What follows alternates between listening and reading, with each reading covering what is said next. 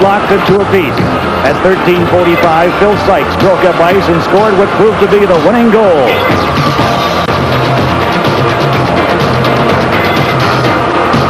North Dakota was to score twice more before it ended, with the University of North Dakota Sioux named champions of Division I for the second time in 3 years. The Sioux are not back to defend their crown, so we'll have a new champion this year as Wisconsin and Harvard battle it out for the title.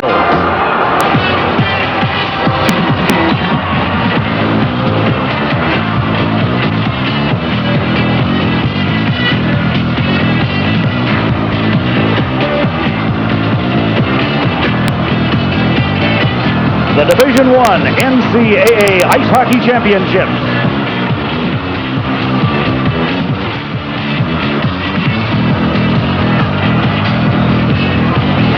From the University of North Dakota Winter Sports Center in Grand Forks, North Dakota, ESPN brings you the Badgers of Wisconsin and the Crimson of Harvard. Brought to you by Budweiser Light.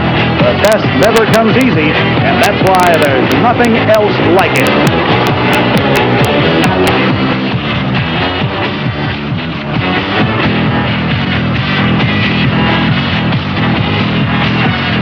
There has not been a representative of the East in the NCAA Ice Hockey Championship Finals since 1978. They won it that year, and Harvard is carrying the banner of the East into the championship clash this year. Hi, everybody.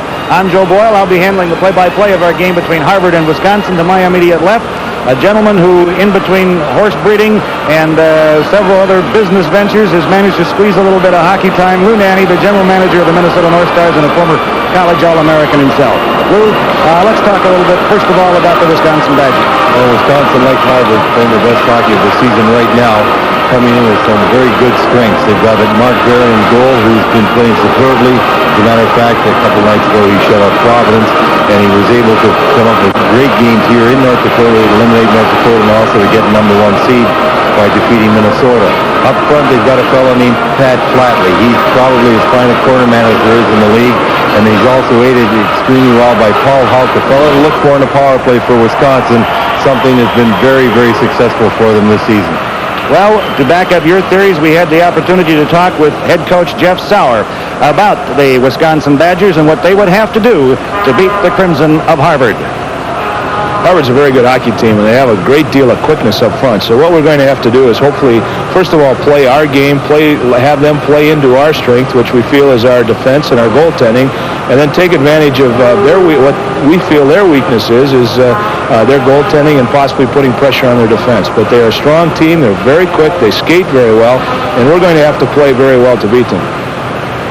We'll be back to talk about the Crimson of Harvard when we return to the Winter Sports Center here in Grand Forks, North Dakota.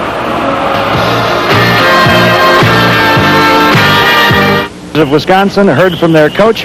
Now let's talk about the Crimson of Harvard, Lou Nanne. Well, Harvard's got a very quick hockey team, a hockey team that likes to depend on its forechecking abilities. Up front, they put a lot of pressure on the defense, and back on their own defense, this year's Hobie Baker winner, the leader of this Harvard team, Mark Fusco. But he's also got a lot of assistance from his brother Scott, who's in the middle and their leading scorer. Look for Harvard to really try and bottle that Wisconsin team up if they're going to be successful here tonight.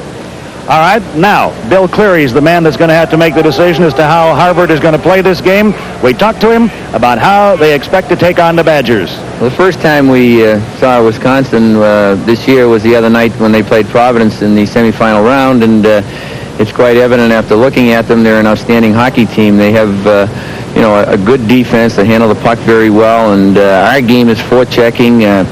We're going to have to go right at them. We've played that way all year long, and I see no reason to knock success. We had it going last night when we played Minnesota, and I think right now we're just going to go right at them, and hopefully the success that's brought us this far will continue.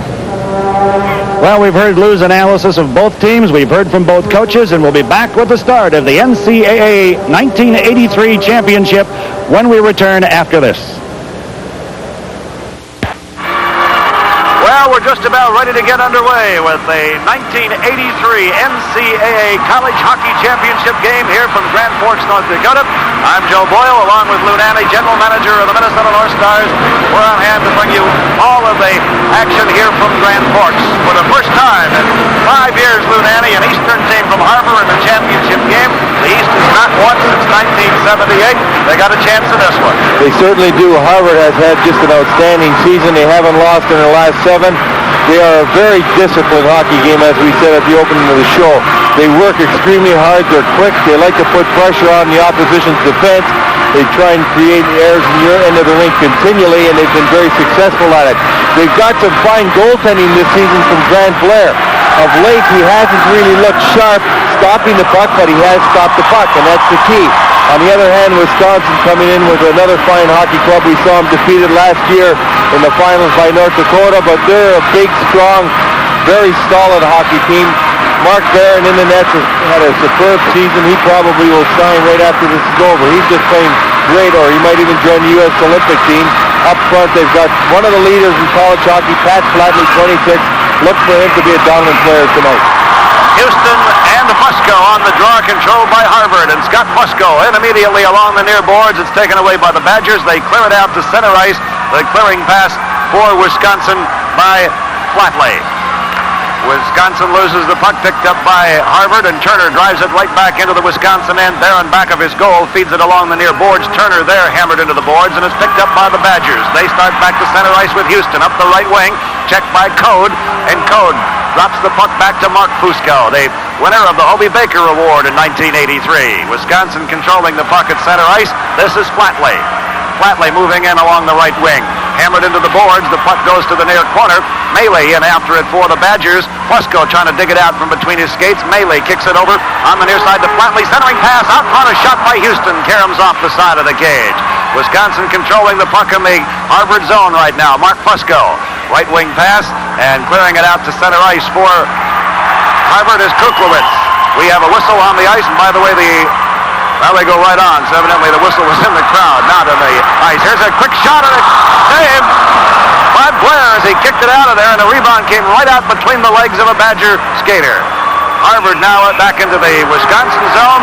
We have now a whistle on the ice, and offside play, face-off outside of the Wisconsin blue line. There's one of the leading scorers for Harvard this season, Greg Blitz. He's had a real good season for him, the third leading scorer. But here's a chance by Chris Chelios, defenseman for Wisconsin, breaking and getting a shot from the angle. Not really much of a shot, but he almost got the rebound. You see him barrel right into Blair. Chelios, much like Fusco on the defense for Harvard, the leaders on those clubs on the defense, bringing that puck out of the zone. Very good with the puck. The officials for the game, Joe Bossett of the ECAC, Denny Parrish of the CCHA, and the linesman is John Ritchie of the WCHA. Harvard with the puck in their own zone. This is Brits. At the center line, drives it into the Wisconsin end.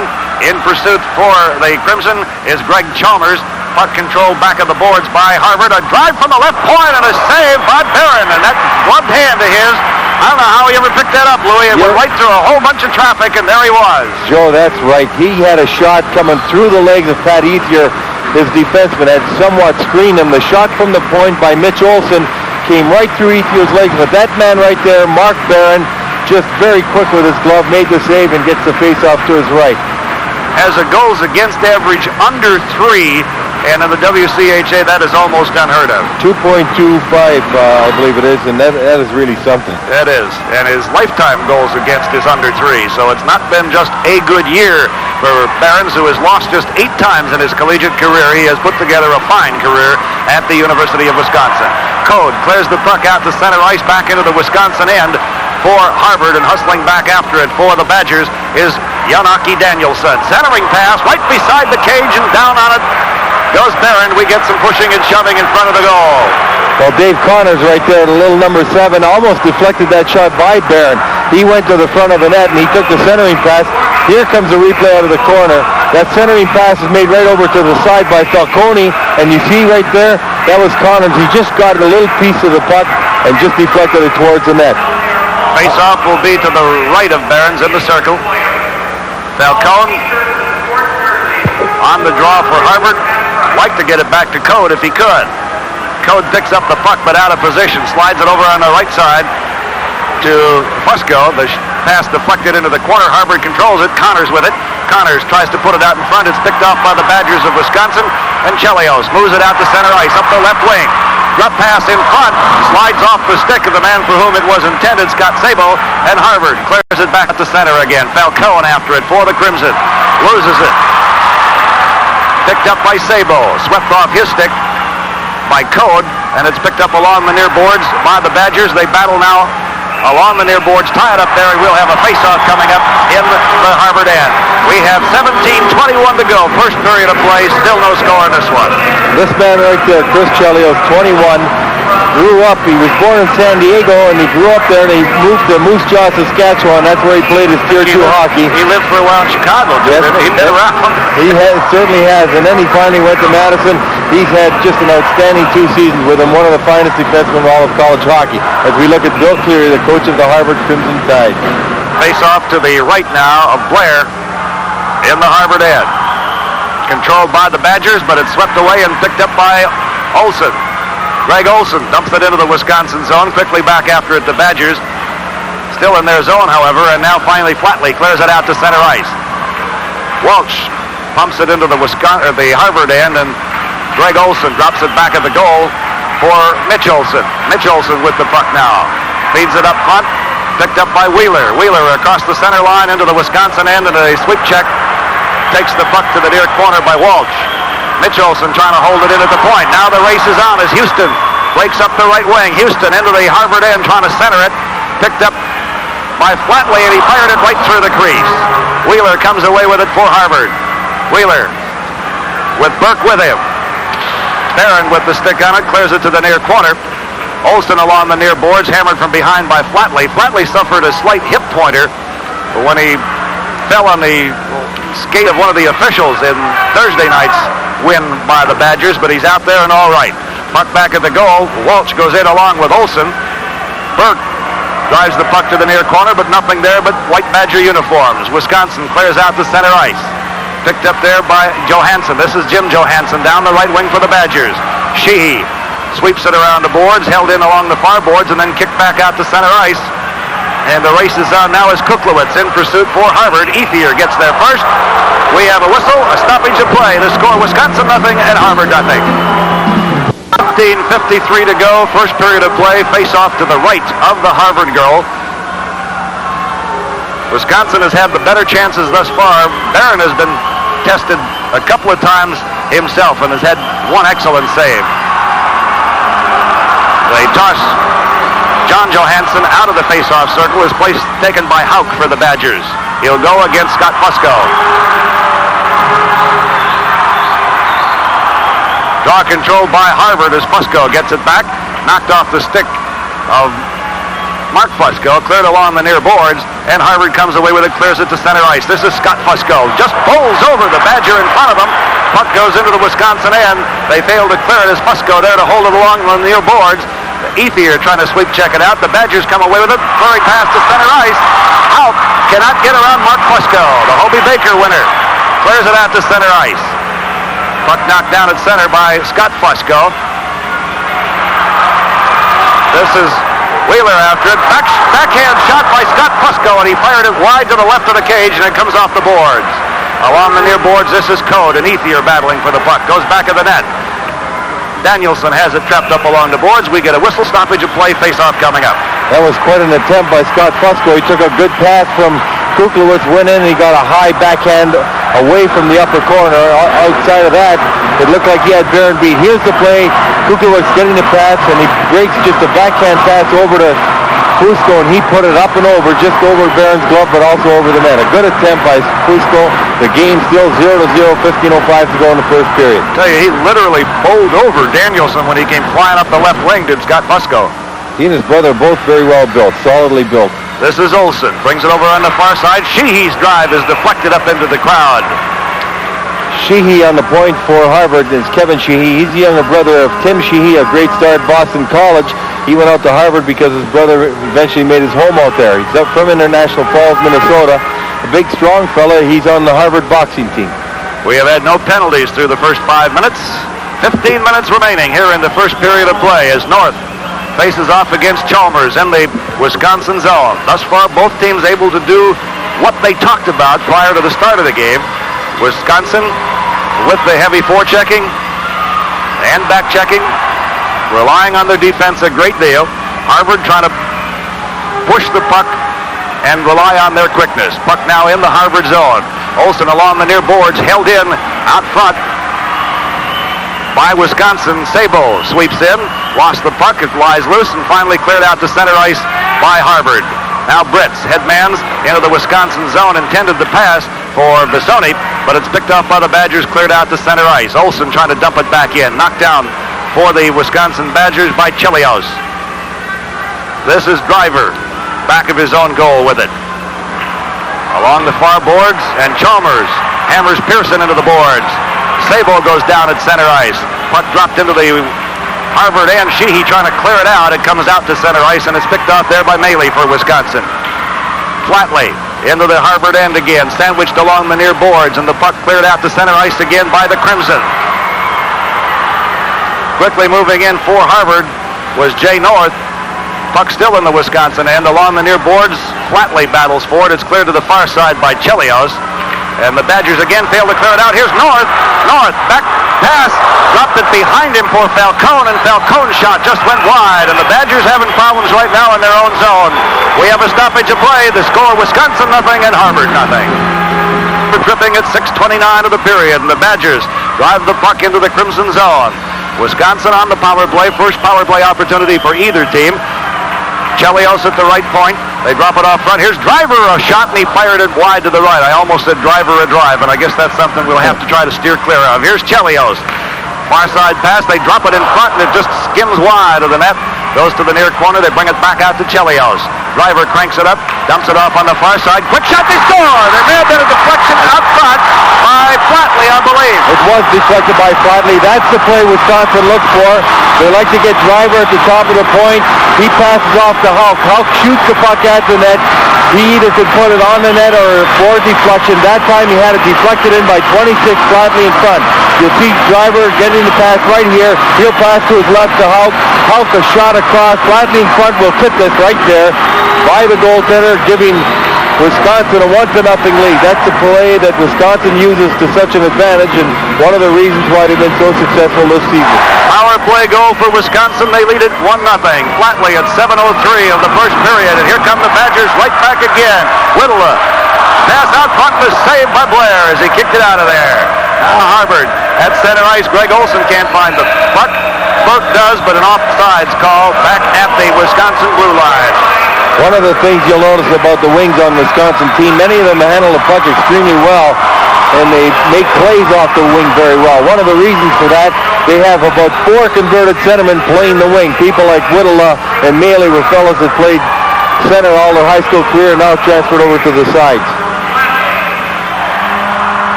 John Johansson gets one of the assists on the goal. The other assist goes to number 25, Bruce Driver. Well, they'll have to change it. It was Hulk that got the assist, not Johansson. I think you're right. Hulk 16 on the far side, and he passed it across. I think you're right. He always sets up on the far side. They like to play their off wing. Many people do in the power play. Hulk, a right-hand shot, goes over to the left side, gives him a better shooting angle.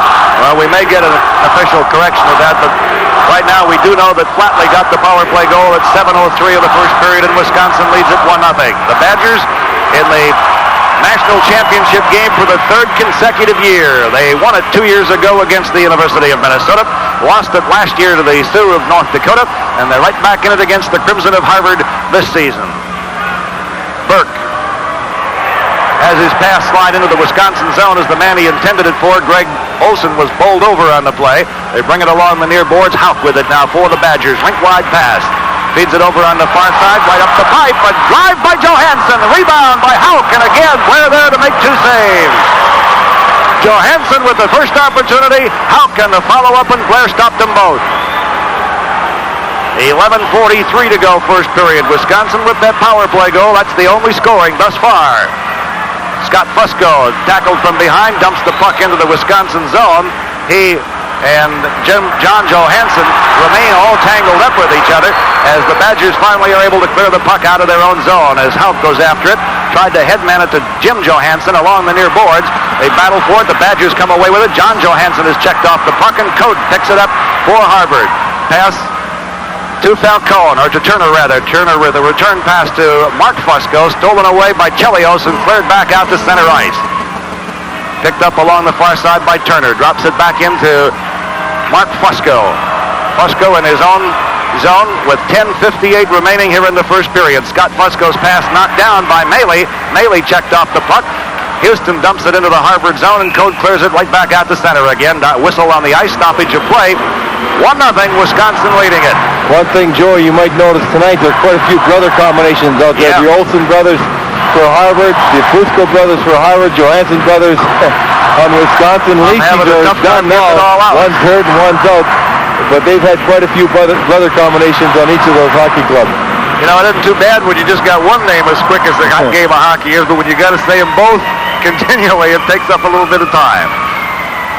Puck in the Harvard end. They scramble along the near boards, and we'll get a whistle and a face-off as the puck is cleared out of the area, but the whistle had been blown as it went out of sight. Since Wisconsin scored that goal, they've been putting a lot of pressure on the Harvard defense, doing a good job of forechecking, and the best opportunity did come when Jim Johansson was able to step through the defenseman. He took a good shot. He had his brother Johnny to his left, but he elected to shoot, which was a good play. The rebound went right past the defenseman to Hulk, and he had another good shot, but both saves made by Blair in the Harvard net. Puck comes into the Harvard zone off the face-off. Mitch Olsen. They steer it along the far boards. Scramble for it. Wisconsin comes away with it. Here's Flatley. Flatley dumps it out front. It's tipped by Olsen, and Blair comes out and smothers the puck there. We'll have another face-off in the Harvard end. And right now, since the goal, Louis, the power play goal, Wisconsin appears to have picked up their momentum. Well, Wisconsin getting a little bit of confidence. They were being pressured early, but since that time they have. Here's Flatley. He goes to the outside looking for someone to pass to. This fella probably will join the Canadian Olympic team if he doesn't turn pro. A big, strong fella. He's always able to keep the man away from the puck. He likes to operate from that wing position, especially along the boards, because he comes up with that puck and is able to make some good plays. He's been a big, big asset to this Wisconsin hockey team for the past 2 seasons. Just a sophomore, big, strong fella. Face-off in the Harvard end to the left of Grant Blair. Draw controlled by Harvard. They've done well on the draws thus far. Errant pass deflected almost right out in front of the net, and finally there, Mark Fusco there to pick it off for the Crimson. Headman's at center ice for Visoni. Visoni trying to split the defense, cannot. And Whittler clears it back out to center ice for the Badgers. Here's Wisconsin back. Sabo slides it over. Oh, what a save by Blair! What a save by Blair! Watch this play. Whittler makes a nice little pass in his own zone to Pearson.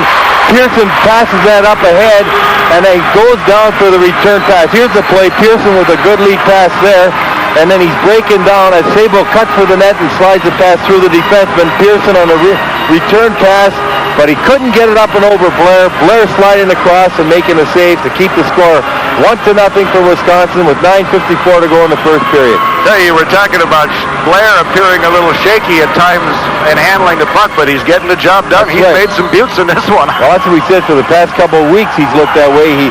It seems like he's just missing the shot a bit, but he still manages to stop it. He's played superbly for Harvard this season. 1-0. Wisconsin leads it on the faceoff. They control the puck. The shot is deflected and cleared out to center ice by Harvard. Over skating the puck for the Crimson was Code. He lost it, and it's still in the Harvard zone. Near corner.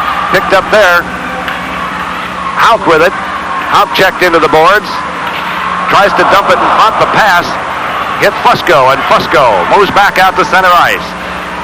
Gets the return pass. Fusco, centering pass, and there's nobody home. It comes back up the near side, and it's picked off there by Hauk of Wisconsin. Badgers with it in their own zone. 9:20 remaining. First period, 1-0. Wisconsin on a power play goal has the lead. Along the near boards, they drop it off. Here's Hauk. Pass is just behind Jim Johansson, and it's picked off for Harvard by Falcone. Falcone to Turner. A shot by North, deflection, loose puck right out in front, and the Badgers come away with it. We have a whistle, penalty coming up, I believe. There'll be a holding penalty right in front of the net on that play. Harvard was breaking for the net. Paul Hauk back checking. You'll see him, number 16. He's going to be back checking, and he's got to grab the Harvard forward to make sure he doesn't get the rebound. There's right in the top of your screen, right in the middle. You see Paul Hauk with his stick right over Scott Fusco, breaking for the net. Harvard on their first power play of the night. 8:59 to go in the first period as we look at the leading goal scorer on this Wisconsin team, Paul Hauk, sitting out a penalty. Wisconsin on their first power play opportunity scored to put them ahead 1-0. 11:01, the time of the penalty to Hauk. So Harvard with their first power play opportunity, they score at a clip of just about 27% on the power play. Wisconsin killing off about 84% of the penalties against them. Short-handed opportunity for the Badgers. As Houston came in for the opportunity and Blair made the save. A drive out front by Scott Fusco. Barron steered that to the near corner. Harvard controlling it. Kuklowitz brings it out to Fusco. Mark Fusco with it, trying to stick handle his way away. Cannot. Picked up by Kuklowitz right up the slot. Fires, and Barron makes the save. Quick reminder, more Top Rank Boxing coming your way March 31st at 8:30 Eastern and 5:30 Pacific time. Join Sal Marciano and Al Bernstein for all of the action from the Sands Hotel in Atlantic City. Top Rank Boxing Thursday, March 35th, here on your Total Sports Network, ESPN. Kuklowitz got a good shot away, but on the left, Scott Fusco was coming right in for the rebound. Had he got that lower, Fusco would have been all alone in front with goalie Barron. Well, Barron being tested now as Blair was earlier. Here's Code, cranks it up, drives, loose puck right in front, thrown away.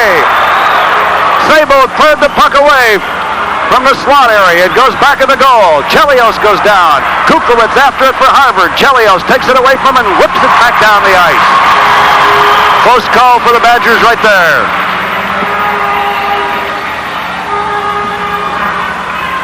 Harvard with the puck. Fusco, headmans for Code up the left wing. Turner now dumps it into the Wisconsin zone. Kuklowitz sweeps in after it. He's ridden off the puck, and it's picked up by the Badgers. Whittla clears it back down the ice, and it's right on goal. Blair had to handle it. 43 seconds remaining in the Harvard power play opportunity. 1-0. Wisconsin leads it. 7:35 remaining here in the first period. Harvard on the power play. Fusco drives the puck into the Wisconsin end. Chelios back after it. Chalmers can't catch up with it. Now Flatley, away from the check, clears it around the boards. Chelios ridden off the puck, and Code is there to pick it up for Harvard. Tried to dump it in front. The Badgers jump on it and come back at the center ice. This is Driver. Drives the shot, and he just missed. Wide on the left-hand side. It goes up on the webbing. That stops play with 12 seconds remaining in the Harvard power play. Well, Wisconsin's doing a good job of not allowing Harvard to set up in their own zone. They were able to get control of that puck every time Harvard was putting it in, and they put it right back down the ice. Harvard's got to get control of the zone. They have to have a man like Mark Fusco carry it in. Although Wisconsin knows that as soon as he starts coming up ice, they're sending two men at him, forcing him to the outside and having him shoot the puck in. With that, the Wisconsin defensemen go back, pick it up, and throw it right back down. They've got to have a little more puck control if they're going to dent that Wisconsin defense on this power play. They were able to whip it around pretty good in their first setup in the zone, but never really got it set up again, as you pointed out, Louis, after that. Face-off outside the Harvard zone, just 10 seconds remaining in the power play. Kwong fires it over on the far side, clear out to center ice.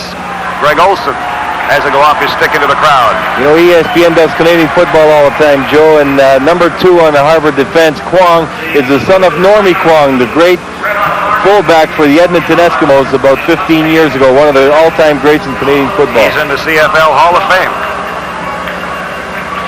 The Badgers clear the puck down into the Harvard zone, and that'll end the penalty time as Houck is back on. Wisconsin back at full strength. This is Kwong with the puck. Feeds the pass up to Burke. Burke at center ice. Feeds a left wing pass over for Wheeler. Wheeler drop pass for Burke.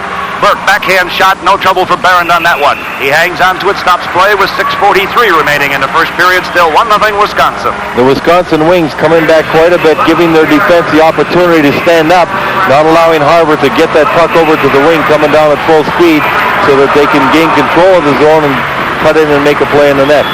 32-10-4 Wisconsin on the season. 23-8-2 for Harvard.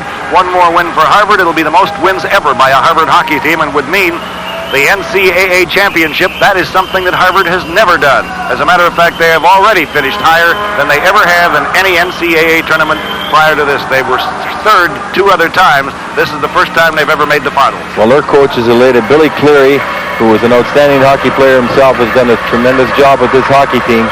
By the way, he was the last addition to the 60 Olympic team when Herb Brooks got cut, and that's when they won the gold medal.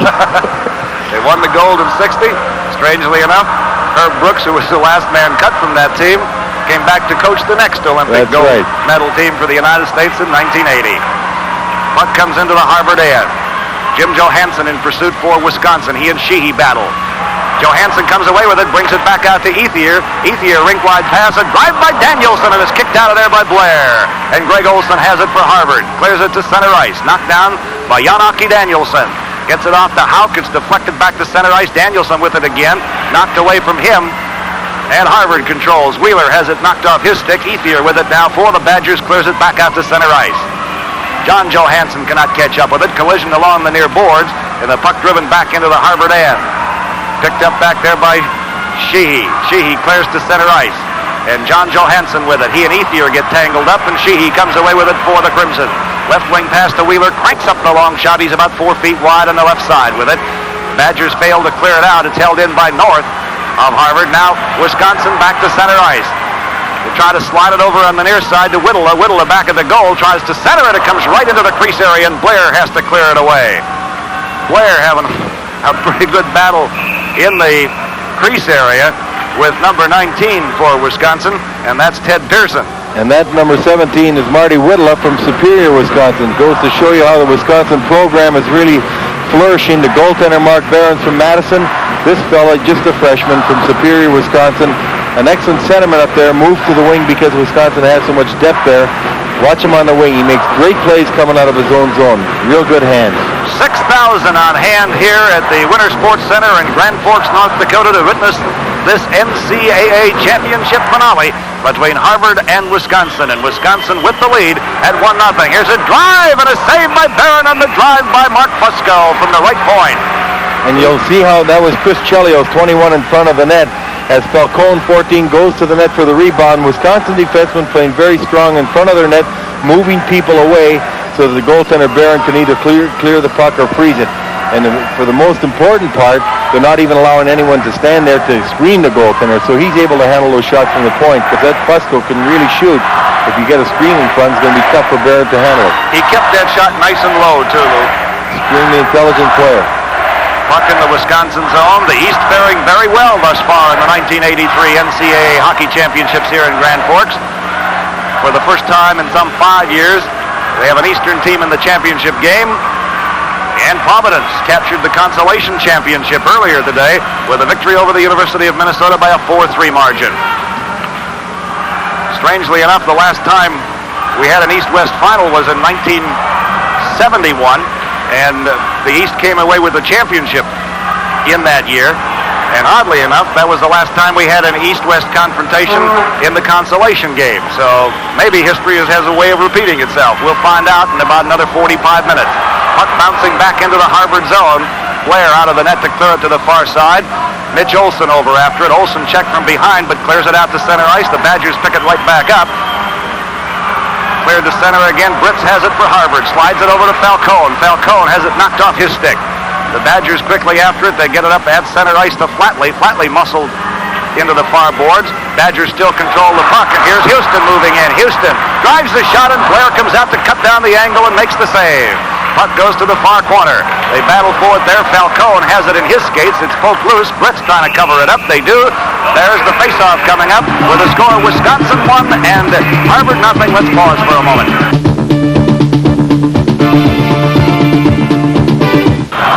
Still 1-0. 3:48 to go in the first period. Wisconsin on top on the power play goal that came at 7:03 of the period. The goal by Pat Flatley of the Badgers. It's the only scoring we've had to this point. Been a well-played game thus far. Certainly has. There's been some excellent opportunities, especially on Wisconsin's behalf this period. There have been 2 real good chances for Harvard. Fusco missing with a backhander, and the other shot from the point from Olson, a screen shot that Barron had to make a good glove save on. Houston and Chalmers on the face-off, controlled by the Badgers of Wisconsin. That shot goes wide of the goal.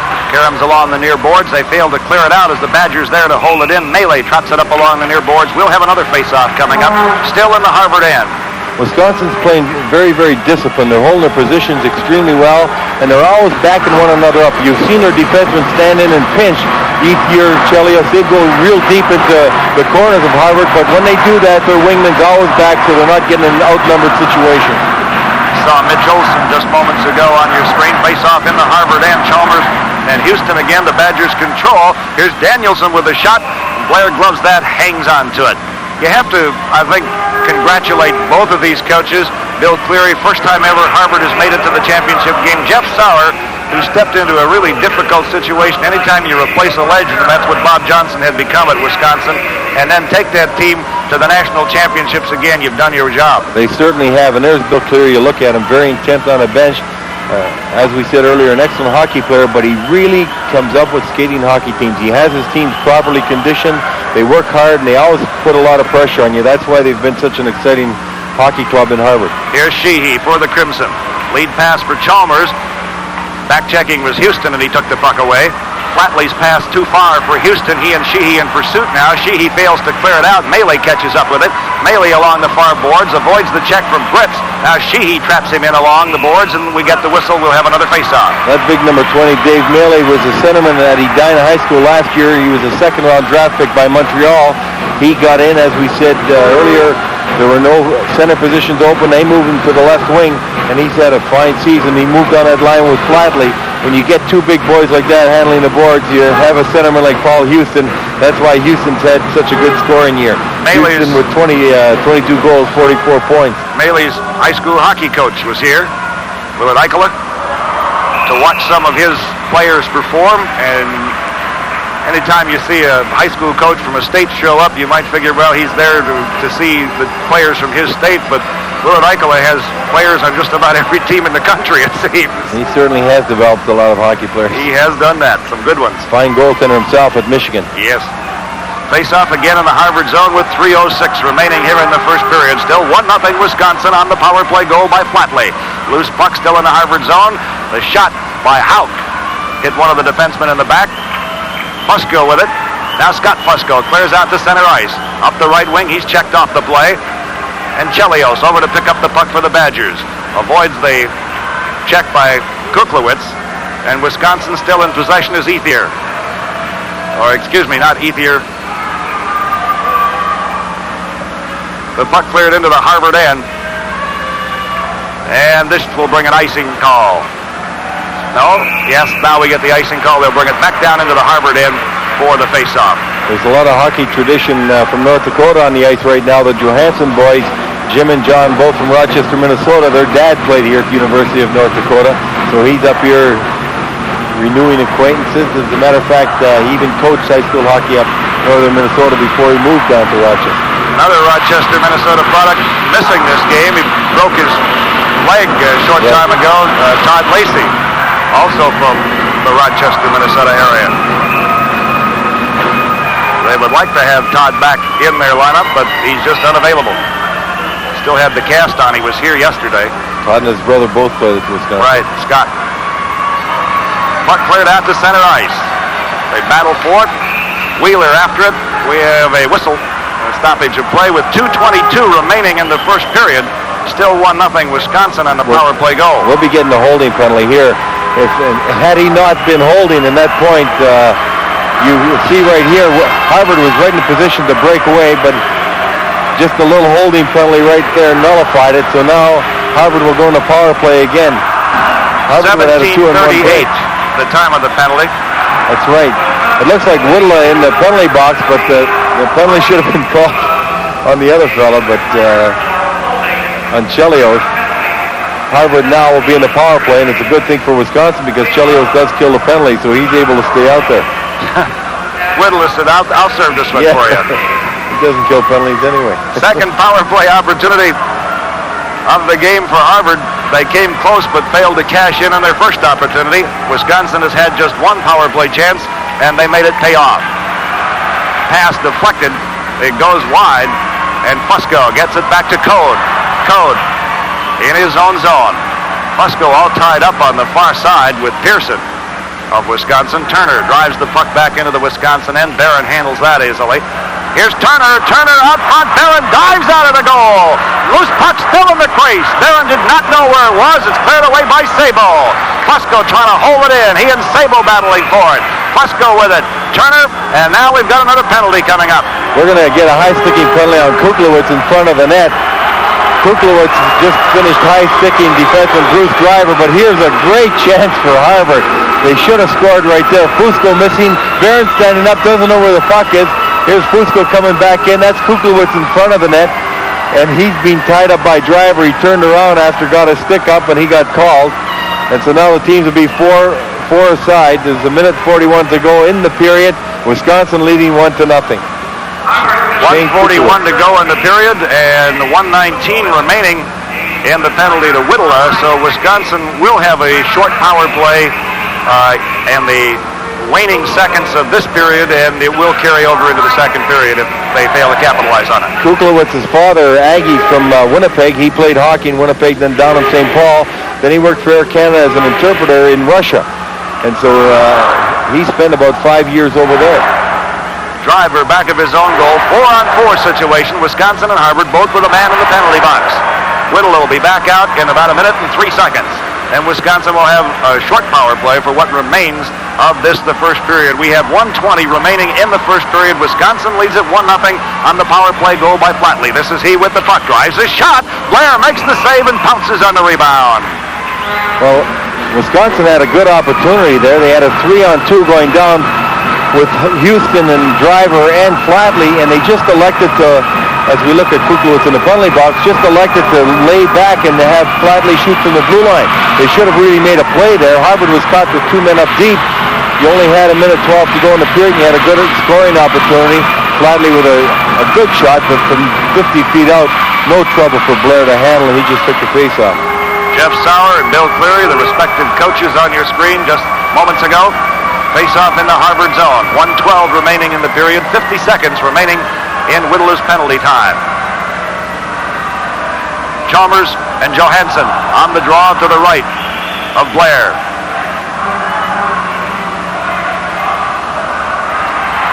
Well, they toss John Johansson out, and Paul Houck moves in to take his place. Well, that's a good trade for Harvard because Houck's their shooter, and they're getting him out of a shooting position. He's got to take the face-off. I'm sure Harvard doesn't mind that too much. Well, now Britz has been moved out, and Sheehy takes his place for Harvard. So a couple of new combatants in there. Wisconsin controls the face-off. Back of the goal, Houck with it. Gets it out to the point. A drive by Ethier, and he missed wide on the right-hand side. They go to the near corner. The Badgers continue to control the puck. Bring it back out to Ethier. Into the last minute of play. Danielson with a shot, and Sheehy goes down to block that. They put it right on Sheehy's stick.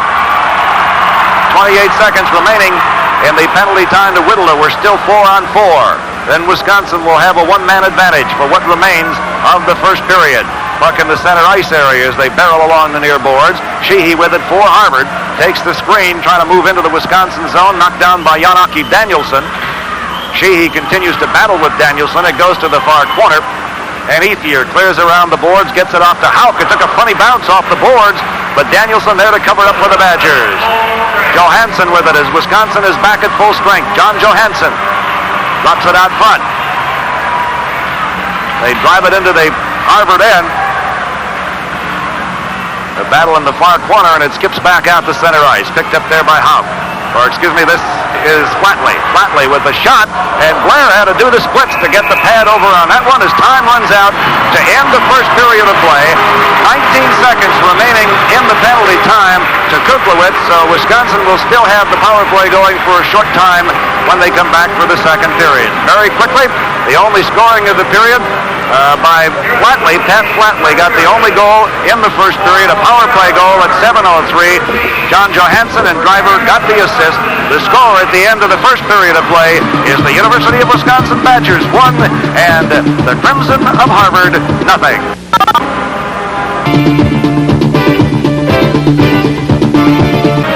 1-0, the Wisconsin Badgers leading the Harvard of Crimson after one period of play. A power play goal by Pat Flatley, the only scoring in the period. Harvard with 2 power play opportunities, one a very short one, and Wisconsin with 2 power play opportunities. That second power play opportunity for Wisconsin also a very short one. I'm Joe Boyle, back here with Lou Nanne, the general manager of the Minnesota North Stars. And Lou, wide open period of play, but some excellent defensive play also, and great goaltending. Well, both clubs are real good hockey clubs, sound hockey clubs as far as defense goes. They're extremely well disciplined. There were some good chances Wisconsin had the majority of good chances, although Harvard had 3 real good chances. The last one was a wide open net. The goalie didn't know where the puck was. Unfortunately, they couldn't find it. But Harvard is not a big team up front. They're fast. They put pressure on you, but right now they're not getting enough pressure on the Wisconsin defense to cause any turnovers that usually they capitalize on. Harvard has some outstanding centermen, especially Scott Fusco, one of the best players in the country, and he's got to get the puck more in the slot area because he can shoot both forehand and backhand, very dangerous. And another thing Wisconsin has done is been able to contain Mark Fusco quite a bit. Mark has got great hands, exceptional speed, an excellent shot. As we say, he's an outstanding hockey player. He won the Hobie Baker Award as the best college player in the country this year. And Wisconsin has been able to keep him on the outside, not allow him to carry the puck in deep and get some chances. So they've got to try and get him loose. Those 2 people are the key in this Harvard team, and they've been pretty well contained in that first period. Boy, there's always talk about who's tougher, the East or the West. This year, the East has really done very, very well for themselves, and certainly they haven't had to back off anybody. And actually, over the last 2 or 3 years, you could maybe see this developing. Well, I think even more than 2 or 3. You know, you might win a championship. The WCHA, say, has won the last 5 championships, but that doesn't mean the league as a whole is much stronger. There are some good hockey clubs that we aren't seeing here, some clubs that were in the tournament. New Hampshire had a very good club. BC, I saw play this year. They can beat anybody in a given night. I mean, RPI, you can go right down the line. St. Lawrence had a tough team. The East plays exceptional hockey also. And if you look in the tournament and you see Providence and Harvard and know that they had tough times getting out of the East, you know what kind of hockey they're playing out there. They got some excellent hockey. And right now, if you look at, see, this year's professional draft, you'll probably see more high draft picks taken out of the East than out of the Midwest. Okay, our score at the end of 1 period is Wisconsin 1, Harvard nothing. Don't forget, we have 2 more periods to go in this one.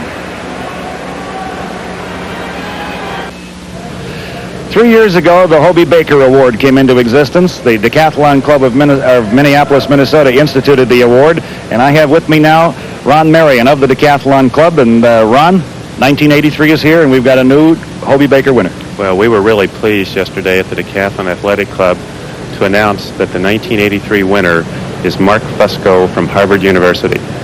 Well, our congratulations, of course, go to Mark, a 3-time All-American at Harvard, 4 times All-Ivy, and just about anything all that you want in college hockey. And we have Mark with us right now. Mark, congratulations. Well, thank you very much. It's a real big honor. I'm thrilled to get it. I was very shocked last weekend when I heard from my coach, but it's just amazing, and I'm very happy. Mark, what lies ahead for you? Well, I'm going to try to play for the 84 Olympic team. I don't know how feasible that is right now. I haven't heard a whole lot from the Olympic Committee or anything like that. But, you know, I'm just going to take it as it goes and get in shape and get ready for the sports festival in June. Any professional aspirations?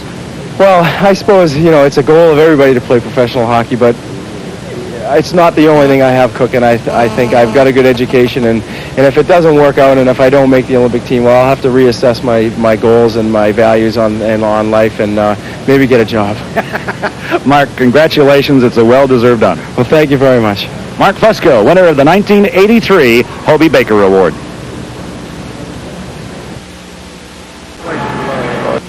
Joe Boyle and Lou Nanny back here at the Winter Sports Center in Grand Forks, North Dakota.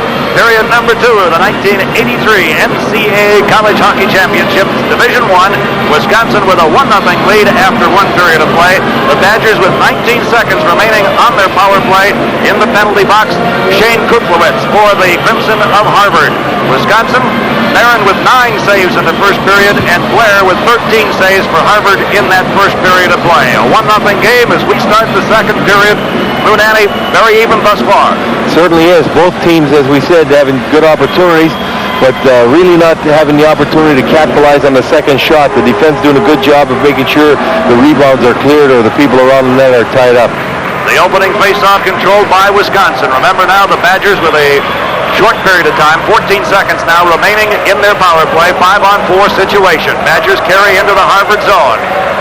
Quickly after it, flatly, it's cleared away from him and cleared down out to center ice by Scott Fusco.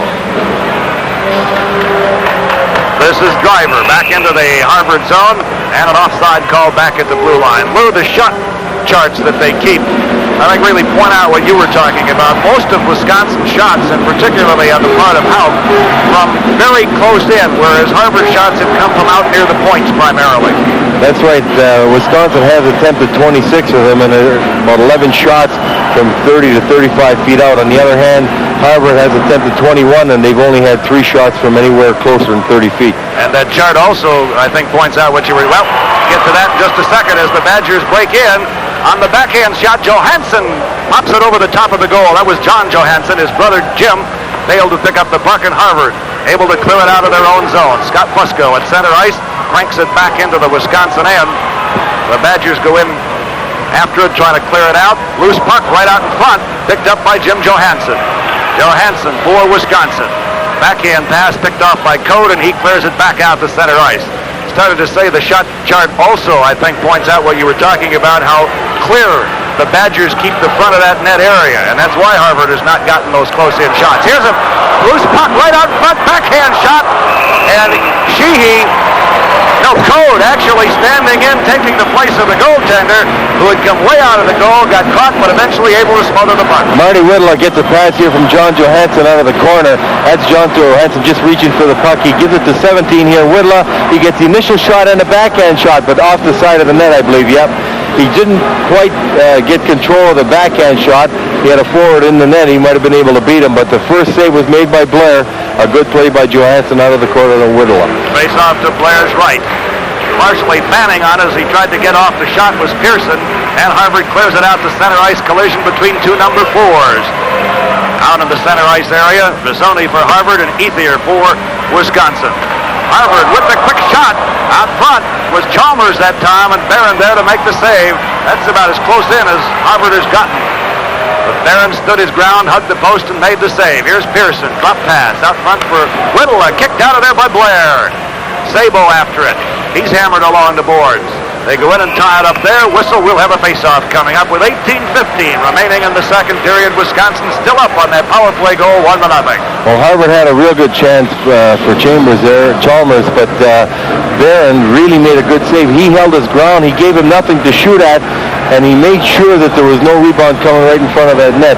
There was a little opening, and he closed it quickly. Harvard having probably as fine a chance from the front as they've had since the time when Barron lost that puck on the open net. He didn't know where it was. No, really, it didn't look like that much, but you're right. It was probably one of the hardest saves that Barron's had to make. Because he was camped right on the doorstep. And Chalmers, a left-hand shot. He had a good shooting angle from there. Face-off in the Harvard end. Out to the point. Ethier a drive, and that sails high and wide. Comes out to the point. Danielson trying to hold it in, and cannot. It cleared out to center ice. Connors comes away with it for Harvard. Put it right on the stick of Wisconsin's Maley. Maley drives it back down into the Harvard end again. Quickly back after it to Crimson. Fusco ridden off the puck. Picked up by the Badgers. Wisconsin controlling in the Harvard end. Maley can't come away with it, but Flatley does. He's played a strong game for the Badgers. Puck cleared out to center ice. This is Connors up the right wing. Stick handling. Loses the puck. Loose puck. North a drive, and that goes off Ethier and up into the crowd. The fellow that shot that, Jay North from Bloomington, Minnesota, was the first high school player drafted. He was drafted in the 3rd round by Buffalo back 2 years ago, and he went out to Harvard. He's been playing real well for them this season. You look at another high school player there, Dave Maley, 20, going off the ice. He played against Jay North in high school. He played for Edina High School. North just a junior, and Maley just a freshman. So should they so elect, they'll be around for a while yet to plague their opponents. Here's a shot from the blue line by Mitch Olson. That hits traffic. Wisconsin comes away with it. This is Burke back in his own zone for Harvard. Picked off at center ice by Jim Johansson. Houck dumps it back into the Harvard zone. Sheehy back after it, back of his own goal. Sheehy with it. We have 17-18 remaining here in the second period. Wisconsin continues to hold on to their 1-0 lead. At center ice, the Badgers control the puck. They get it to Jim Johansson. Johansson has the puck knocked off his stick. Burke in pursuit of it. Back to pick it up for the Badgers this time is Chelios. Chelios off the boards for Jim Johansson. Lead pass at center ice for Houck. Houck in pursuit, checked off the puck, and Jim Johansson carries on. Into the Harvard end, picked off there by Burke, and he manages to skate it out to center ice. Jim Johansson ridden off the puck, and Mitch Olson comes away with it now for Harvard. Pass up ice for Greg Olson, into the Wisconsin zone. And right now, both teams doing an awful lot of forechecking in the center ice area. Neither team able to penetrate with any type of play pattern into the other's offensive zone. Both of them picking them up right at the blue line, Lou. Well, it's staying very close, and they're not really allowing anybody to get into the open lanes to get a pass. Some good checking on both sides. Johansson with the puck in his own zone, clears it out to center ice off the boards, carries on. This is Jim Johansson. Brother John also in a Wisconsin uniform. It's 1-0 Wisconsin with 16:09 to go in the period. On the face-off, Harvard comes away with the puck. This is Mark Fusco. Fusco trying to get around the defenseman. Does, and it's picked off by the Crimson. Centering pass comes all the way to the near boards, and Wisconsin fails to clear it out. Loose puck in front. Kuklewicz can't come away with it. Scott Fusco after it now, and over to pick it up for the Badgers is Endringa. Endringa back at the goal. Feeds it up the near side to Pearson, and he clears it down the ice. This should bring an icing call. They'll bring it back down into the Wisconsin end for the face-off with 15:39 to go in the second period. We were talking earlier how Wisconsin forwards are picking up the defense position if their defenseman rushed. Well, that time Mark Fusco in Harvard, he rushed the puck down the side, and Jim Turner, left wing, very alertly dropped back on defense to make sure Harvard wasn't going to get caught with just one man back there. With this pace of play, Lou, it would almost have to favor Wisconsin, wouldn't you think? Well, the pace right now, there really isn't too much to it. It's been very choppy this period, very close checking, really no good offensive plays because they're watching each other extremely closely. A shot by Olsen. Karams rink wide, back at the goal. The puck deflected to the near side. Ethier clears it along the boards, and it comes all the way back into the Harvard zone. Mark Fusco after it. Kwong gets there first.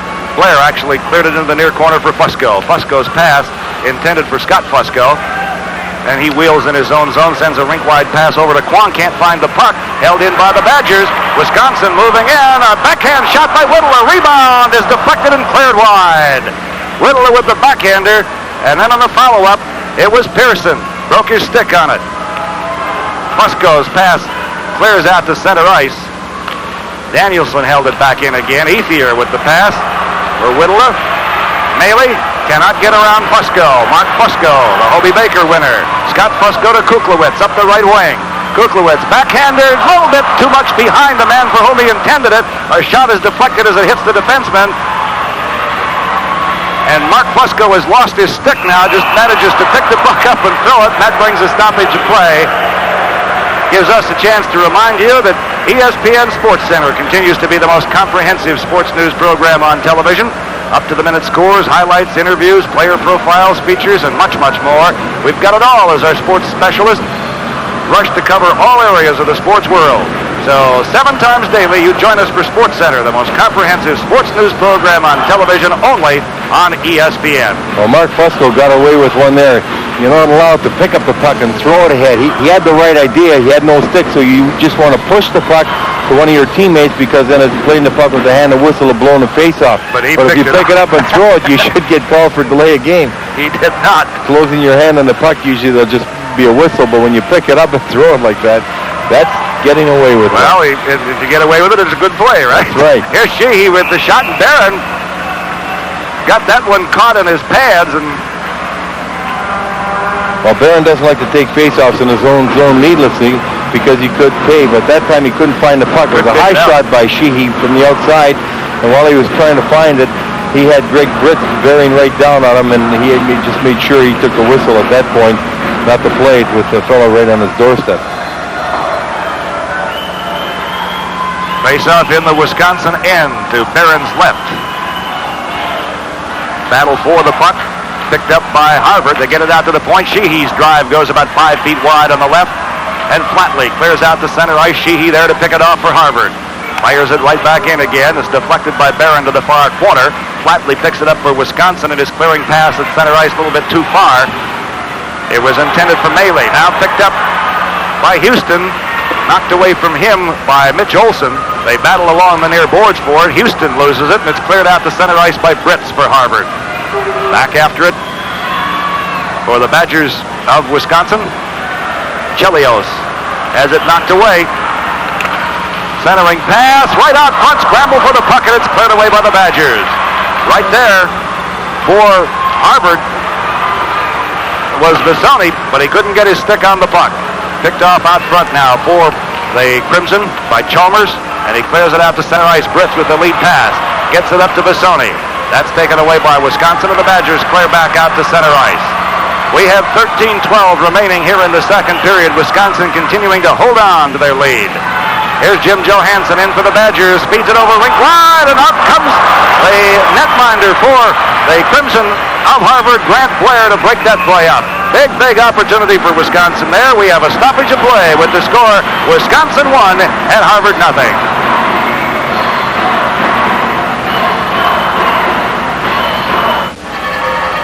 Well, although Wisconsin had a good opportunity to score there, only to be stopped by Blair, for the most part, Harvard's had the better chances this period, and their forechecking, if it continues like that, it should pay off for them.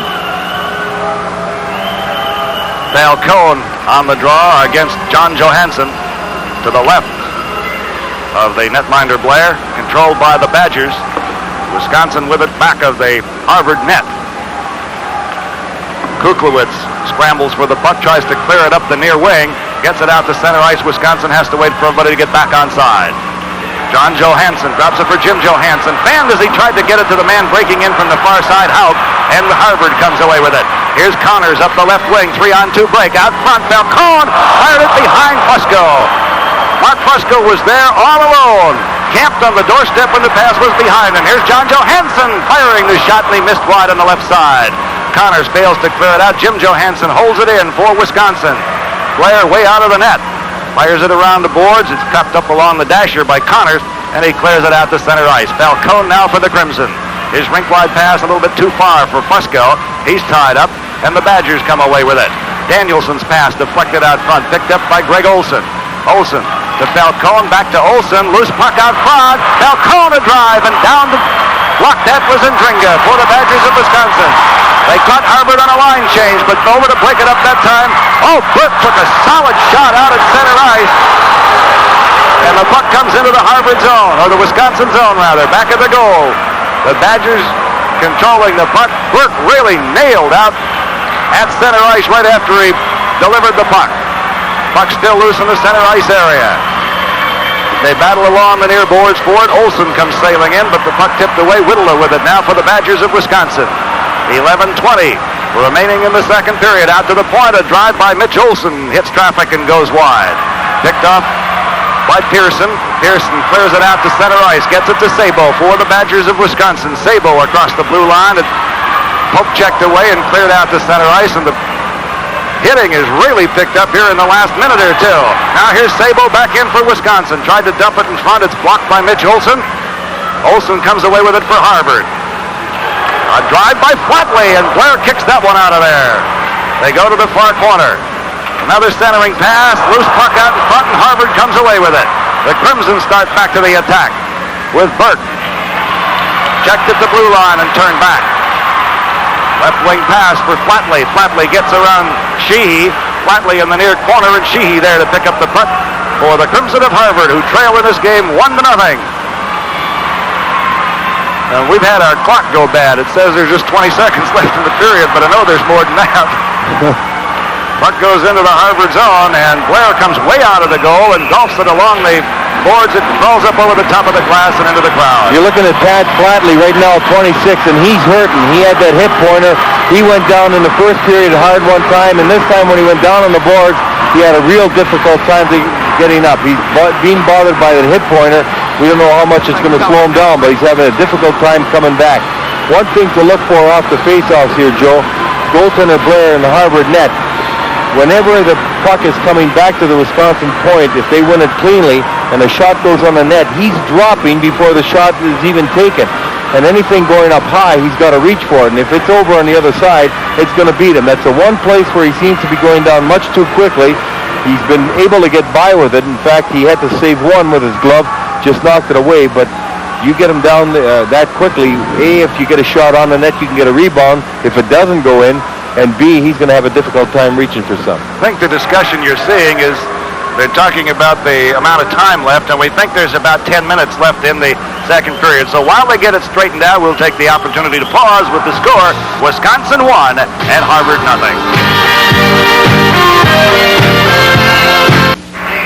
Well, they continue to talk to now the Wisconsin bench. They were over at the Harvard bench momentarily. The clock has malfunctioned here at the Winter Sports Center in Grand Forks, North Dakota, the University of North Dakota, but we think there's about 10 minutes left in the second period. Well, what the referee's gone over to tell, you saw Jeff Sauer, the coach of Wisconsin, on your screen, and they went over to tell Bill Cleary the time will be kept by a stop clock if this is not working at the same time, so that they will just alert the teams as to how much time left in the period. Face-off will be to the left of netminder Grant Blair for the Crimson of Harvard. Controlled by the Badgers. They take it to the boards, tie it up there, and we'll have yet another face-off coming. Just one goal in the game. Pat Flatley got that on a Wisconsin power play a little over 7 minutes into the first period. No other scoring than that.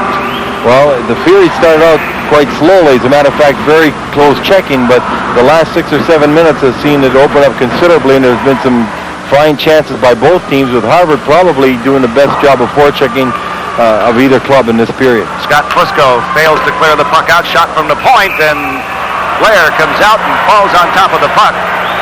Got up and took a little bit of exception to a late attempt to wrest it from his control. Well, Blair right there by Houston. Blair should not have taken a face-off there. His defenseman, Cody, was right in the perfect position. You'll see him after he makes a save. His defenseman will go back. He's perfect position to get the puck right here. He could have just played it and gone out with it, and rather than take a face-off there, you should allow your defenseman to go. As a matter of fact, if you notice, Blair was going down again quickly, and that's why he's so far off balance that he had to reach forward for that puck. He was in no position had there been a rebound shot, but fortunately for him, he had his defenseman there. Had he not been able to reach it, and the defenseman would have got it out easy enough. Now we've got our time back, 9:58 remaining in the second period. Wisconsin hanging on to that 1-0 lead. Again, Harvard fails to clear it out. The shot by Driver whistles about 3 feet wide. Another shot from the right side by Chelios, and Blair there to make the save. And again, we have a scramble in front of the net. They get into a little pushing and shoving melee in that area back of the Harvard goal, and the officials step in very quickly. Whether we'll have penalties handed out here, we'll have to wait and see. Well, I would suspect we may, as they continue to push and shove at each other. That's Jim Johansson, 11 for Wisconsin, Mark Fusco for Harvard, number 6, and I'm sure that Johansson would like to get in a fight with Fusco because they'd both be thrown out of the game, and one thing Harvard can't afford to do is lose Mark Fusco. You'll see him right here. Fusco is going to go back and protect his goalie as a goaltender right there, is seemingly giving John Johansson a stick. Jimmy comes in to help his brother. Mark goes over to help the goaltender. But one thing Harvard's got to make sure they do is keep Mark Fusco in this hockey game and on the ice, because he's the key man. And there's Jimmy Johansson sitting out the penalty on the Wisconsin side. So each team a man short, 4-on-4. And that's one thing that I'm sure Bill Cleary was worried about momentarily, that Mark was going to get involved in the scuffle and be taken out of this game. Well, both Mark Fusco and Jim Johansson go to the penalty box at 10:12 of the second period. So both will be sitting it out for a couple of minutes. They both go on 2-minute minor penalties. For those that don't know, Joe, if there is an altercation, a fight in college hockey, they're thrown out of that game. They would be suspended for more, but this is the last game of the year. The officials, I think, too, Lou, really bend over backwards. They'll call it roughing a lot of times, but they will call it if they really get into it, but they do try to keep the players on the ice if they can. Right. So roughing call on both Fusco and Johansson at 10:12, and we have a 4-on-4 situation. One thing Blair's going to have to learn to do, he plays a solid game in the net, but he's got to learn to handle that puck better and leave it in position for his forward or defenseman, whomever is coming, to get that puck and get it out of the zone. You don't needlessly take faceoffs in your own zone and expect to escape all night long. See one thing, and you mentioned Blair, you see it more and more around the various leagues in college hockey now. Freshman goalies, and coaches are not afraid to go with them. No, that's right. They're so quick, and they've getting a lot of experience in high schools. They play so many games now that they're coming in and they're capable of playing very, very early, because they are much more experienced than they were, say, 5-10 years ago, because the length of the periods are longer in high school and the number of games has been increased over the past few years. Faceoff will be just outside of the Harvard blue line with 9:31 remaining in the second period. 4-on-4. Wisconsin and Harvard battling it out for the national championship here in Grand Forks, North Dakota. home of the University of North Dakota, the defending NCAA champions, who are not in this year's tournament. John Johansson taken out of the play. Scott Fusco comes away with it. We're going to have a penalty coming up here. Loose puck out front, and it's just fired wide by Chelios. And as the puck is touched by Harvard, we'll have the penalty here as Haupt was hauled down, and Wisconsin will go on the power play. Well, Scott Fusco will be going out for a penalty right there for hauling Haupt down, but John Johansson was taken down very heavily right here, just at the bottom part of your screen before you see Haupt taken down. He was taken down by Mitch Olson real heavily, and he's gone off very, very slowly and gone over to the bench to talk to the trainer right now. So Wisconsin will be on the power play 4 against 3 since they already had penalties to Mark Fusco and Jim Johansson. Wisconsin looking to increase their lead from 1-0 to 2-0. Fusco off for hooking. 10:53 of the period. The Fusco's holding a family reunion in the penalty box right now, and Wisconsin will try to use that man-short situation against Harvard.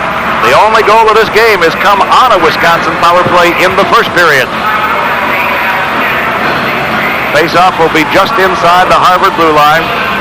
Hauk, John Johansson. Try to pick up the rest of the Badgers for you. Chelios on the power play. Chalmers, Fritz, and Sheehy, the penalty killers for Harvard. Puck cleared out to center ice. Chelios with it for the Badgers of Wisconsin. They move it into the Harvard zone. They get it set up. Out front to Chelios. Feeds it over on the far side. Gets the return pass. On the near side, a drive by Hauk, and Blair got the glove on that as it sailed over the top of the net, and he just let it go on. Here's Chelios, fakes the shot, dumps it off on the far side. A shot hits traffic, comes right back out front. Chelios with it, has it hop off the top of his stick. Wisconsin will have to get back onside. Chelios goes up the right wing, drops it in front. Johansson to Driver. Driver trying to get it back to Johansson. Scramble for the loose puck, and Harvard comes away with it. The Crimson with it. Here's Fritz. Fritz drops it right into the crease area. Barron steals it away. Stayed right with the puck. Had a little trouble handling it as Fritz really unable to get much on it. Now Hauk back for Wisconsin. Puck is poke check back out to center ice. Fritz after it. He and Driver get into a shoving match at center ice. Wisconsin with the puck, and they are on the power play. 4-on-3. The pass back out front to Driver. Driver to Ethier. He fires over the top of the goal. Picked up by the Badgers back of the net. They slide it out front. Here's Ethier. A drive, a save. And it's cleared away from in front. Wisconsin still in control. They bring it over on the near side. Pearson a shot, and it's gloved and held on to by netminder Grant Blair of Harvard. Well, Harvard doing a good job of killing that penalty. When you're 4-on-3, you've got a lot of room to operate. And Wisconsin trying to get that pass over to Hauk. A couple of times he had one good shot, and the second time he elected to pass. But here's a shot from the point. Ethier putting it right on the net. The rebound, you see 3 Wisconsin fellows all around trying to get it. Flatley finally coming away with it, but it's back to the net. Harvard doing a good job of killing penalties. You see Billy Cleary patting Greg Britz on the head. By the way, you see Jeff Sauer showing how much time left in the penalty, 29 seconds. When Britz broke in on the net for Harvard, he had nothing to do with it, Joe, but he made a good play. All he tried to do was just fake like he was making a shot and just lay it across the goal crease softly, because his defenseman was coming in, might have had a chance to put it in had Barron not knocked it away from the net. Mark Fusco and Jim Johansson are out of the penalty box, so it is a 5-on-4 situation now. Harvard still one man short. But I think most coaches would much rather have a 5-on-4 manpower shortage than a 4-on-3. Not quite so much ice to work with. Not if you got the advantage. You want a 4-on-3 because you got a 5% better chance to work. I mean, if you're on the short end of the stick. This is Danielson, Yanaki Danielson, back of his own goal for the Badgers of Wisconsin. They lead it 1-0. 4 more seconds left in the power play, and Harvard back at full strength right now. Harvard back at full strength. We have 6:56 to go in the second period. Badgers still lead it by a goal. Only goal came in the first period on a power play. Here's Sabo for the Badgers out front as Whittle partially fanned on the shot, and Greg Olson comes away with it for Harvard. Pass at center ice. Gets it up to Fusco. Scott Fusco with it. Tried to drop it for Greg Olson, and Wisconsin intercepts, breaks out 4-on-2. Here's Pearson up the left wing, looking in front, nobody there. Tried to dump it in and was deflected up over the top of the glass into the crowd. Well, Pearson, not knowing he had 4-on-2, and a real good back check by Greg Olson, number 8. He turned around, got back. Well, Pearson looked down at the puck. There was a 4-on-2 break, and Olson just reached out and got a stick on that as Pearson elected to pass. He should have moved that puck just a little quicker. He had 3 men breaking towards the net. Someone could have got a better shot. You want to make sure anytime you've got a man advantage going down the ice to get the best possible shooting angle. Face off to Blair's right, controlled by Wisconsin. They drop it right out front, and Houston tried to center it, dumped it behind him. There was nobody there, and Harvard comes away with the puck. Falcone clears it out to center ice. Picked up there by Flatley. Flatley checked by Falcone, loses the puck, but it comes out to center. Falcone with it for Harvard. Gets it by one man. Falcone cranks it up, fires, and Barron steers that behind the goal. Centering pass. They tried to get it out to North in front, and Barron got the stick on it, knocked it up into the crowd. Good pass from Connors. Barron keeps his speed very, very well. He's always up. He doesn't give anybody much shooting angle, and he's a big boy besides, and he seems to cut off the angle. Here you see Falcone coming in from the side, and he's being pressured by Chelios, but as you see in the screen, Barron just makes a save, jumps right back up, and he's in position to block that pass out to North, and then finally knocks it right over the glass.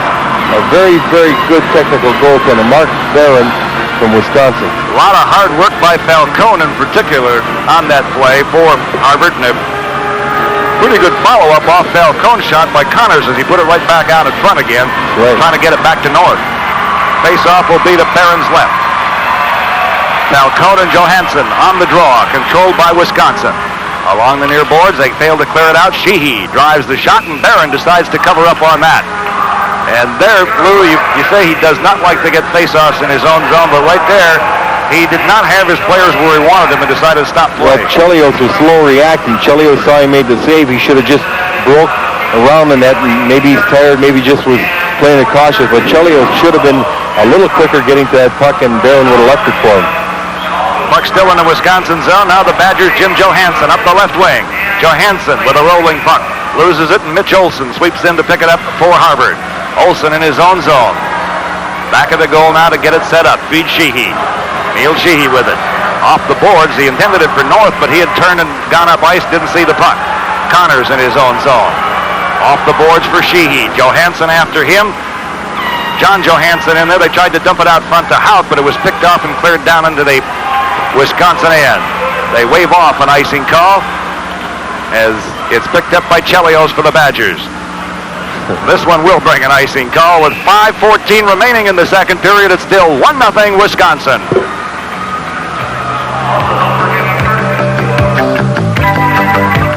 Still 1-0 Wisconsin as we now have 5:14 to go here in the second period of play. The icing call will bring the faceoff back in the Badger zone. The only goal in the first period by Pat Flatley on a power play for Wisconsin. Other than that, some stout goaltending at both ends of the rink. And a lot of pretty consistent end-to-end action, but no scoring. No goalie has ever recorded 2 consecutive shutouts in the NCAA's Final Four championship round. Barron shut out Providence Thursday 2-0, and he's working on that second one, and thus far he's got it intact. And he's had to work hard for it because Harvard's having a very good period this second period. They've had some good chances. They're putting a lot of pressure on Wisconsin, and if they continue to forecheck as efficiently as they have this period, I think they're going to be able to crack Barron. Face-off controlled by the Badgers of Wisconsin. Ethier around the boards. Gets it to Whittler. Whittler up the right wing. Clears it into the Harvard end. This is Pearson after it. He goes down along with Fusco. Puck comes out to the point. Danielson drives it wide to the right. Ethier there to hold it in for Wisconsin. Dumps it back of the goal for Sabo. Sabo checked back of the net. Puck slides right out in front, and Mark Fusco is there to pick it off. Burke with it at center ice. He has a man trailing on the play, and we get the offside call back at the blue line. Harvard offside on the play with 4:43 remaining here in the second period. Well, Harvard right now is trying to get that tire. They've been getting more confident as the game goes along. They're giving their goaltender a lot more help around the net. They're not allowing Wisconsin the opportunity to shoot from in close as they had in the first period, and they're breaking out and up the ice quickly with the puck. That time, had Falcone seen Mark Fusco was breaking on the right side, if he'd have given him a little quicker, he might have been able to get in for a good shot. Face-off controlled by Harvard. They put it into the Wisconsin end. Vissoni tried to get it out to the point, but it's picked off by Wisconsin. Fritz back to pick it up for Harvard. He loses it. Melee trying to catch up with it for Wisconsin, but Sheehy steers it rink wide for Mitch Olson, who clears it on out to center ice. And we'll get an offside call with a face-off coming outside of the Harvard blue line. If you're ever wondering how these two teams would stack up, if you looked at their records coming in, they're extremely close. They've had tough schedules. Both of them on a roll. They're coming out with some real good wins. Wisconsin winning here in the triple overtime against North Dakota.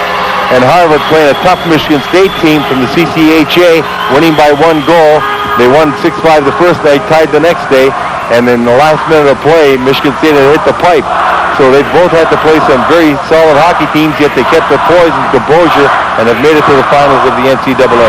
Harvard controls the puck, clear it out to center ice. Sheehy's pass intended for Britz, broken up along the near boards, and Britz comes down with the deflection. Fires it on goal. Barons with the easy save. Picked up by Chelios, and he clears it on out to center ice. Houston drops it off for Driver, or Houck rather, Houck. Or Flatley again it is, and he fell right on that aching hip of his. He gets the return pass, fires, scores! Flatley's second goal of the game. It is 2-0 Wisconsin. And Flatley was just slow getting up, and he was going down again. He got that shot up, and Blair again seemingly going down early. Got part of it with his glove. Here's Flatley getting checked. He's going down. He's hurting, and he's slow getting up. You see him just roll around. Now he finally gets to his feet, and he's going to take this pass and just get a shot and get hit again. And Blair already half down, hitting it probably with the lower part of his hand. There's Flatley hurting. Assistant coach Grant Stanbrook back there talking to him. We had just made the comment that he appeared to be hurting again, but was able to hang in there, get the puck, and put it in the net. He has both Wisconsin's goals. 16:09, the time of the goal. Houston will get 1 assist. We'll see who gets the second assist. So Wisconsin back up by 2 now. A goal in each period, and Flatley has them both. 1 on a power play. It is 2-0 in favor of the Badgers. The other assist goes to Melee.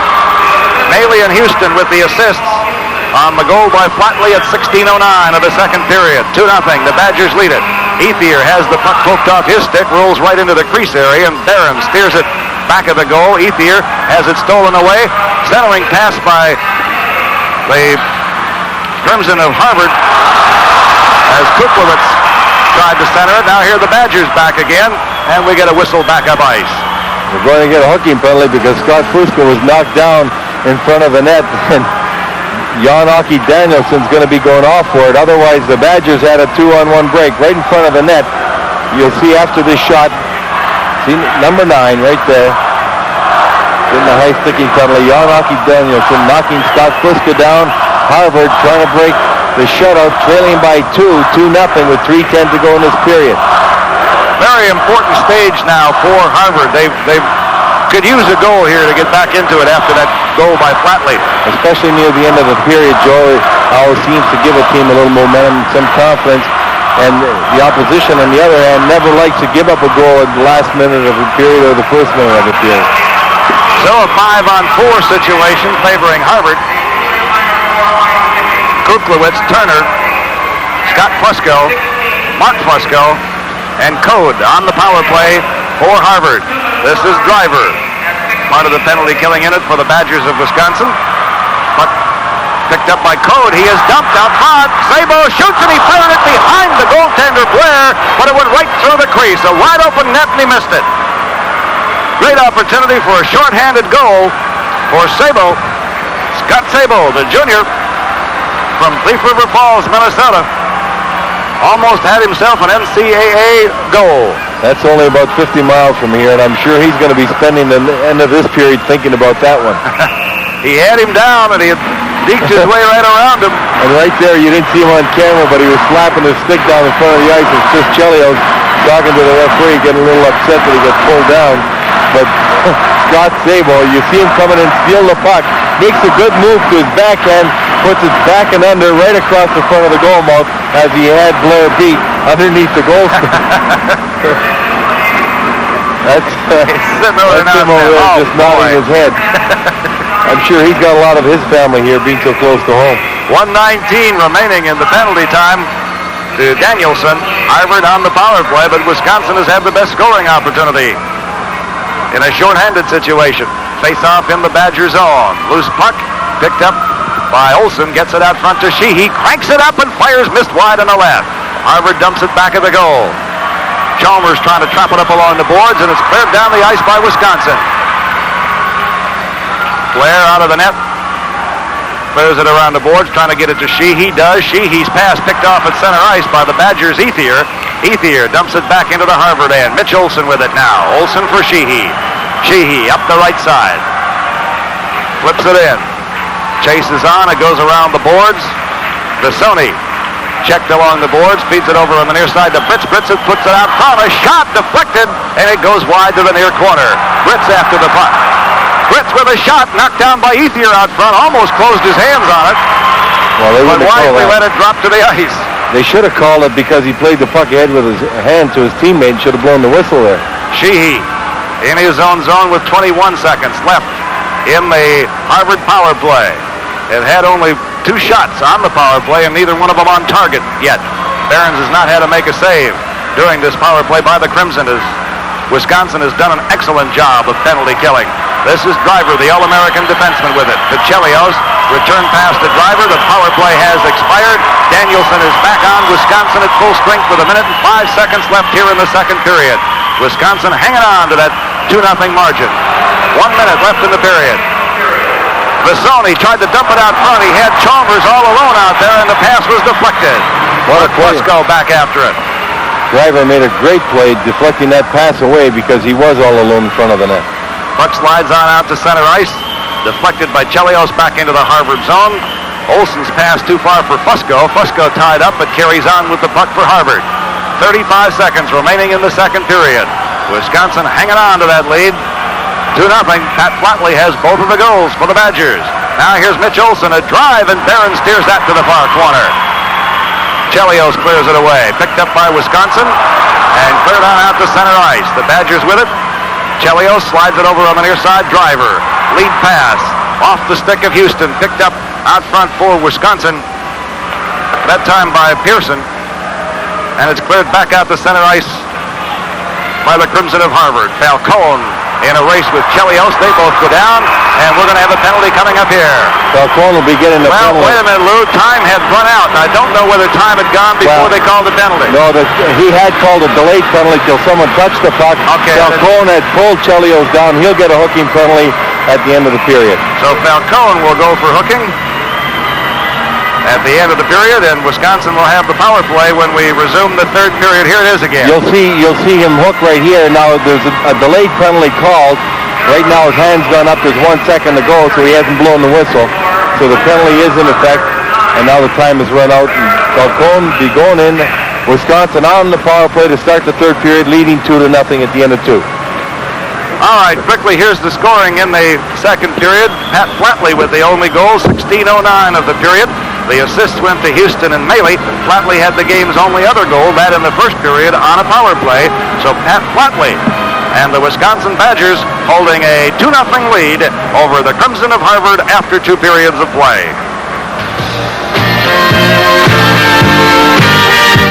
Joe Boyle and Lou Nanny back here at the Winter Sports Center in Grand Forks, North Dakota at the University of North Dakota, where after 2 periods of play, the Badgers of Wisconsin lead the Crimson of Harvard by a 2-0 margin.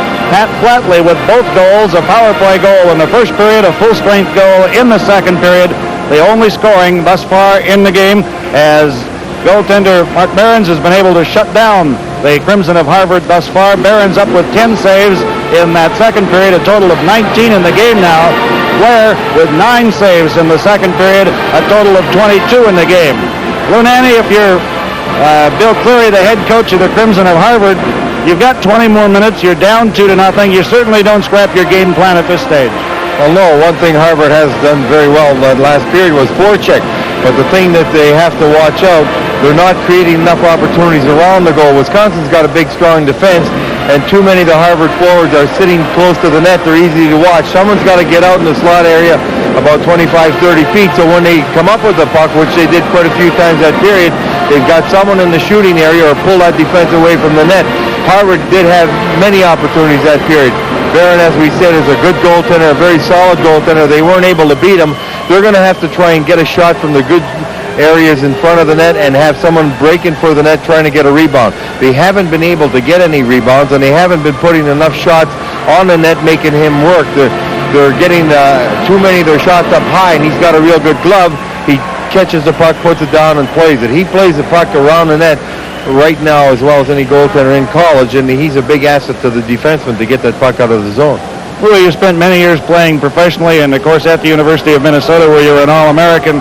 When you play back-to-back, such as Harvard has done, Wisconsin did have the day rest. They played Thursday, now back on a Saturday to play again, whereas Harvard played Friday and right back in here on Saturday night. When you get down to the third period, is there a fatigue factor that might begin to tell? No, not really. Harvard's a very well-conditioned hockey team. I saw them play last weekend. They play back-to-back all season long. They're accustomed to it. Unfortunately, though, if you look back in the history of this tournament, the team that wins on Thursday usually does win on Saturday. And it gives them a chance to sit back and analyze the other team. And it does give them a chance to have their bruises healed. I mean, these fellas are really playing hard out there, and they hit each other quite a bit. And if, say, Flatley had to play yesterday, he wouldn't have been able to play. So that's one thing that's a big asset for the team that sits out one night. Well, and of course, Flatley did further injure the hip area that he had. We saw that, but he was still able to get up and score the goal. Wisconsin leads it 2-0 after 2 periods. We're here at the Winter Sports Center in Grand Forks, North Dakota.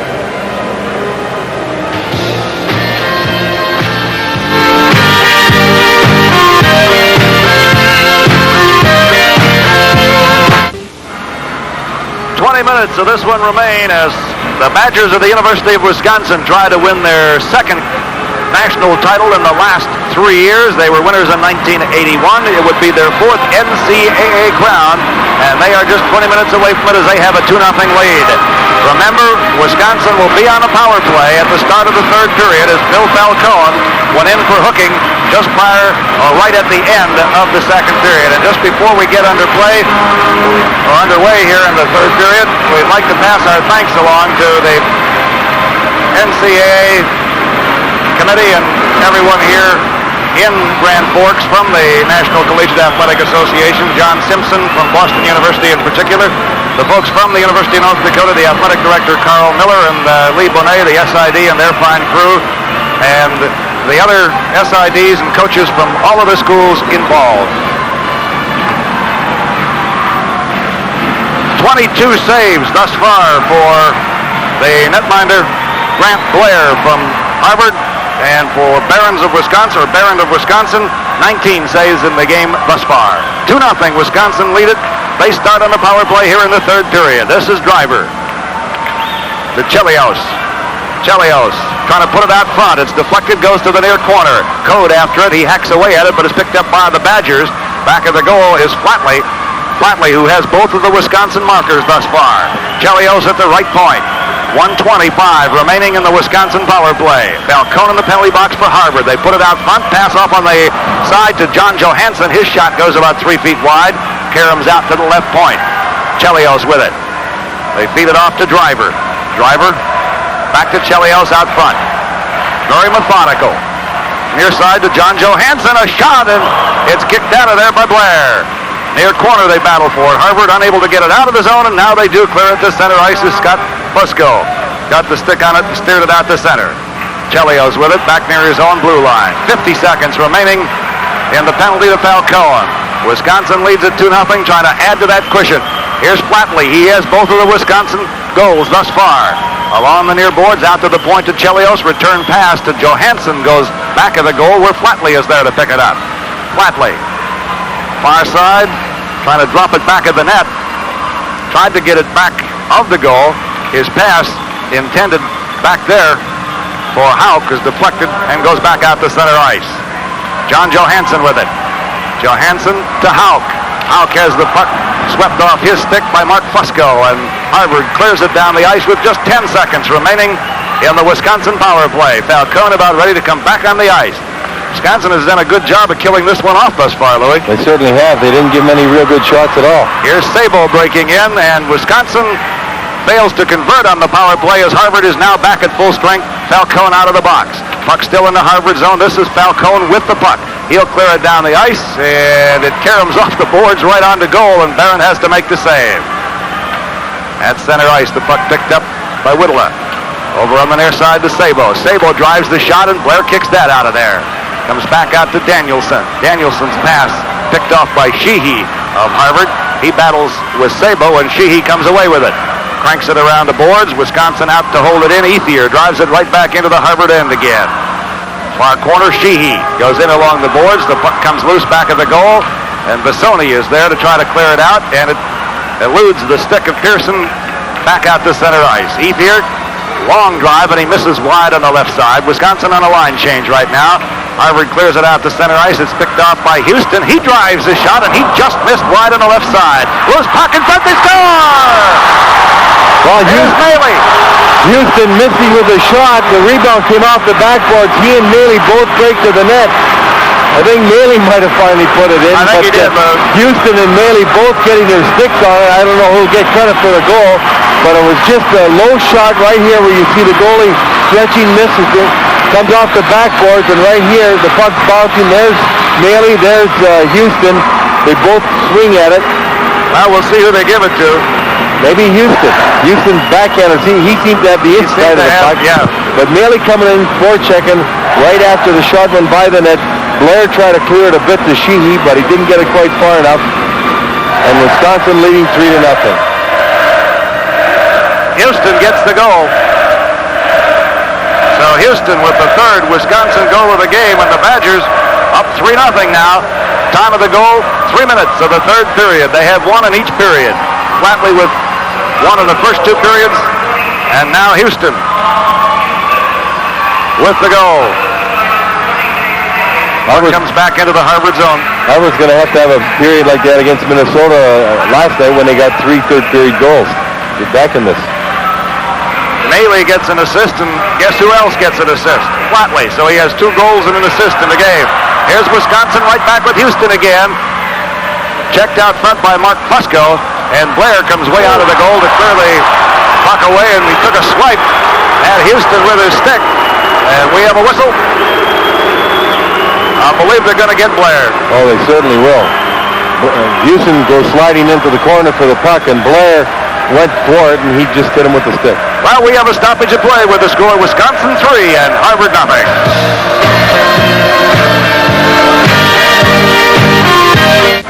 Well, a penalty against the Crimson of Harvard, something they did not need at this juncture of the game, Lunani, with their scoreboard showing them on the short end of a 3-0 count. That's for sure, because even if they don't have Wisconsin scoring them, it'll kill 2 minutes on the clock unless they get a short-handed goal.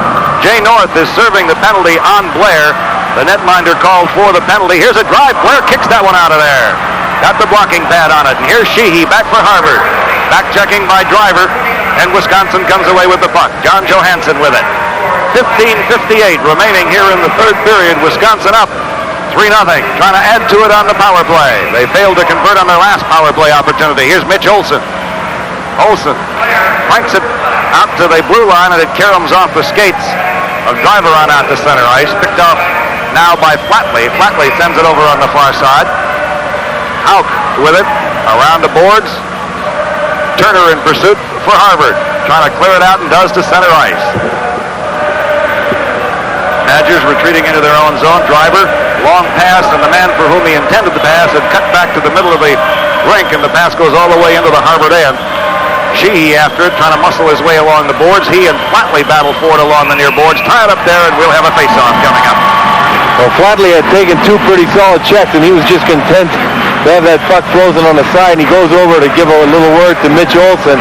He and Olson had been jostling each other in front of the net as he was trying to set up position. You could see Flatley's really hurting, and it seems whenever you've got an injury, that's where you continually get hit on.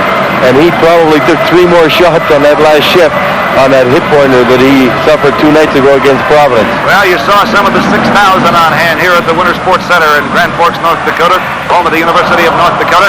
They're enjoying this one. You saw the portion primarily of Wisconsin fans, and they're happy right now. Their club is up 3-0 as they seek to pick up their second NCAA crown in the last 3 years. Third straight year they've been in the finals. Whittla has the puck come across the blue line to Chelios, so Wisconsin will have to get back onside. 32 seconds remaining in the penalty being served by North on Blair.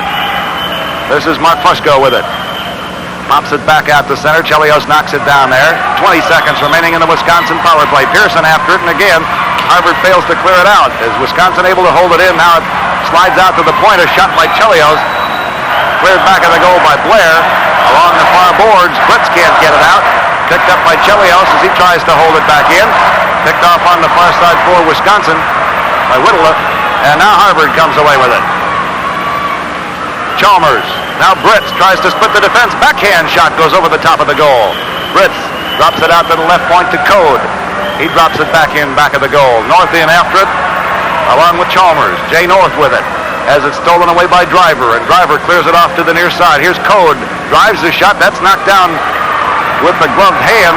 And here's Wisconsin right back again. Sabo drives the shot, and Blair there to make the save, and then decides to cover up on top of it. It's poked loose as they never blew the whistle to stop play. Puck comes back out to center ice. Whistle never sounded. Wisconsin just jarred the puck loose, carried on with the play. Puck goes back into the Badger zone. Driver there to clear it away. Chelios with it. Headman's at center ice. Along the near boards, Houck ridden into the board. And Kwong comes away with it for Harvard. Tries to put it out front. And the pass is deflected, picked off by Wisconsin. Houck's pass into the Harvard end. And this will bring an icing call. So, 3-0 Wisconsin. The Badgers continuing to lead it. And it gives us a chance to remind you about USFL football coming your way Saturday night, April 2nd at 8 p.m. Eastern, 5 Pacific time, all live. It's Tampa Bay Bandits against the Chicago Blitz. George Allen's Blitz, Greg Landry at quarterback. The Bandits with quarterback John Reese slinging the ball around. You'll see it all right here on ESPN, Saturday, April 2nd, 8 Eastern and 5 Pacific time. Face off in the Wisconsin end. Still 3-0. Badgers lead it. Netminder Mark Barron trying to accomplish something that's never been done in an NCAA Final Four hockey playoff in Division I, and that is back-to-back shutouts. He's got the one against Providence, and he's gone through 2 periods without being scathed here against Harvard. Well, Harvard's not going to allow them to get that easily. They're still continuing to put on pressure. They're working hard. They're a team that never quits. They got 3 goals, as we said earlier, against Minnesota last night in the 3rd period. Last week against Michigan State, they came back in the 3rd period to win. They're a team that's determined to put out every last second, and they're going to make it tough on Barron to get a shutout. Greg Olson after the puck. It's steered away from him. John Johansson with it. For Wisconsin, it's cleared on out to center ice by Danielson. Right back into the Harvard end. Player stops it back of the goal. Far corner, they go after it. Jim Johansson has it knocked away, and Greg Olson comes away with it for Harvard. Headman's for Wheeler. Wheeler drops it back for Greg Olson, and we had an offside at the blue line. Well, Dave Burke just got a little ahead of the play. It was a good passing play coming up ice. It would have been a 3-on-2, and the pass was just a little slow. Burke was looking towards the puck carrier. Didn't see he had just gone over the line by a bit. That caused the offside. Otherwise, Harvard was in pretty good position to get a good opportunity on Mark Barron. Faceoff will come outside of the Wisconsin blue line. We're down to 12:40 remaining in this one. Wisconsin up 3-0 and trying to hang on and win their second NCAA crown in the last 3 years and their 4th overall NCAA hockey championship in Division I. They tie it up along the boards in the near corner. We'll have a faceoff again in the Wisconsin end to the right of netminder Mark Barron. Jan-Åke Danielson being forechecked by 2 from Harvard. Knew that you don't give the puck away blind. If you can't do anything with it, you've got to lead. Eat the puck. Keep it in the corner. Just freeze it like he did there. Take a face-off. As it was, he was under pressure, a little tired, and they get a little defense change. I always tell you, whenever you're in your own defensive zone, you're winning. You have nothing to do with the puck. Make sure you don't give it away blindly. Houston and Falcone on the draw. Houston draws it back to Chelios. Around the boards trying to get it up to Flatley if he can. And clear down out to center ice. Here's Wisconsin back with Melee. Hauled down by Fusco. The puck goes back at the goal, picked up by North of Harvard. North turns on the afterburners, goes to center ice. He can fly, but he's checked nicely, and the puck's still in the center ice area. Code drives it back into the Wisconsin end. Along the near boards, they battle for it. Clear down out to center ice, and Wisconsin has it, but poke checked away by Connors. Far side driver fires it right back into the Harvard end again. This is Code back at the goal, steers it away from Flatley, held in by Maley. His pass knocked down by Mark Fusco, checked from behind by Houston. It comes out to the point. The driver cranks it up and fires, and Blair makes the stop and then pounces on the rebound. A good save by Blair. He came out of the net to cut the angle and to get a good look at it because Flatley had just come across his line of vision. He saw that puck, made the save, and throws it. Flatley creating a little problem for Blair in the net as he came out of the corner. So Blair had to move out to make sure he got a good look at that shot. 11:40 remaining. Wisconsin up 3-0. Face off to Blair's right. And Wisconsin, here in the third period, has had things pretty much their own way as they've won most of the draws, whereas Harvard was more than holding their own earlier. Here is Scott Fusco into the Wisconsin zone, trying to put it out front. Went behind Kuklewicz and slides all the way back out to center ice where Mitch Olson picks it up. Gets it to Scott Fusco, and again we have an offside at the Wisconsin blue line. Well, Wisconsin able to stand up in that blue line because of the back-checking wings, presenting some problem for Harvard. Harvard has to make a move just before the blue line. The wings on their side are going offside. They're not able to penetrate that Wisconsin defense. The whole Wisconsin team has been doing a superb job all tournament long, giving their goaltender a lot of protection, not allowing him to get many point-blank shots. He didn't have much work against Providence. He had a lot more tonight, but when he was tested, he made the save. Mitch Olson with the drive. It's deflected and goes just wide of the net. Barron had gone down here. Sheehy, they score! Harvard scores! There was a melee in front of the net of massive players. I'm sure there was a deflection. We'll have to wait and see who. Well, Kuklewicz in front of the net might have tipped it, but he and Scott Fusco both creating a lot of traffic. Watch 9 and 17 for Harvard. Set up in front of the net as the puck's going to go around to Kevin Sheehy on the far board. There's Fusco. He's going to sit in front. Now, the puck's going to be centered. Now, Kuklewicz also, 17, will move to the net. Shot is taken. There's Fusco and Kuklewicz in front. It might have gone straight. Sheehy may have gotten a goal. We'll wait and see who they give it to. But goalie Mark Barron didn't have much to look at right there. He was being bothered. 4 people set up in front of him. Probably didn't see it till the last second. A good goal for Harvard, getting them right back in. They can score quickly on you. They're trailing by 2, then they've got plenty of time left. The goal goes to Scott Fusco. The assist to Sheehy and Kuklewicz. The time of the goal, 8:54 of the period. So Barron's scoreless streak comes to an end at 108 minutes about. A little over 108 minutes of consecutive scoreless hockey. And he loses it to the leading scorer for Harvard. Scott Fusco had 32 goals this season, setting up in front of that net, getting a stick on that shot from Sheehy, deflecting it by Mark Barron.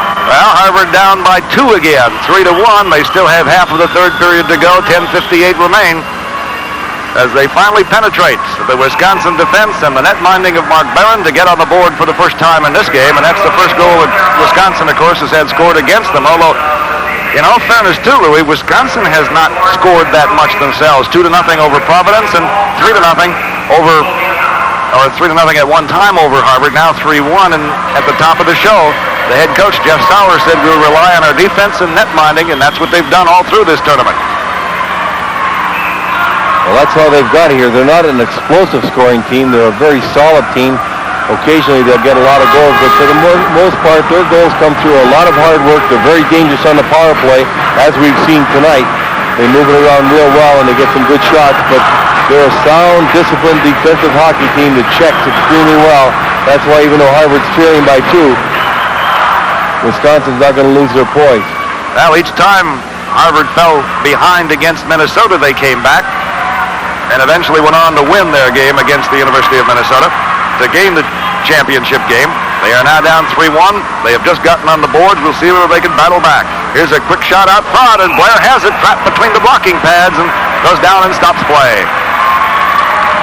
Harvard, on the other hand, we've seen them in the past get a goal and bounce right back with another one. Here's a play. Chelios loses a puck, and he just seems to lose it in good position right there because as he has a trailing man, just an open shot for Blair, not much to handle, but he makes a save and gets the face-off. Few Harvard fans here making the trip from out east, and some from around the area, some alumni. Face-off will be to the right. Netminder Grant Blair comes back of the net. Mitch Olson after it. He's checked by Maley. They battle along the near boards for it again. Puck comes loose. Olson has it. Steers it to the near boards, and it's picked up there by Burke. Burke for Harvard. Up the left wing for Wheeler. Wheeler checked at the blue line. Carries on to center ice. Wheeler slides it over on the far side to Burke. Burke moving in. Drop pass out. Oh, all along was Mitch Olson, and they couldn't quite get it to him. He had the whole Greg net. Olson, excuse me. It was not Mitch Olson, it was Greg Olson, and boy, was he open, Lou. He certainly was. Again, Harvard back out in front. Burke is dumped in front of the goal. Loose puck, picked up by Sheehy, tries to put it out front. A shot caroms off Ethier and comes to the near corner as Harvard putting on the pressure now. Up drive from the left point by Mitch Olson this time, way wide of the net. And Wisconsin finally able to come up with it and clear it on out to center ice. Crimson with it as they come right back to the attack. Here's Wheeler moving in, drives the shot, he's wide to the right with it. Connors fails to hold it in. It slides all the way back into the Harvard end, and Sheehy has to go back and pick it up. 9:20 remaining here in the third period. Wisconsin up 3-1 in the battle for the NCAA championship here in Grand Forks, North Dakota, as the Crimson and Badgers battle it out for the national crown. Falcone has the puck knocked away. Mitch Olson over to pick it up for Harvard. Steers it over to Connors. Connors up the left wing. Has the man with him, North, drives it into the Harvard zone. Here's North with a shot, and Behrens steered that wide. It was a little bit wide anyway, but Behrens made sure that it went back of the goal. Wisconsin back as Sabo moves to the Harvard blue line. Sabo takes the screen, looked back at the point to see if there was anybody there to pass to, dropped it, and Harvard breaks out now. Here's Mark Fusco trying to get around Chelios. Fusco and Chelios go down to the ice. Puck picked up by North.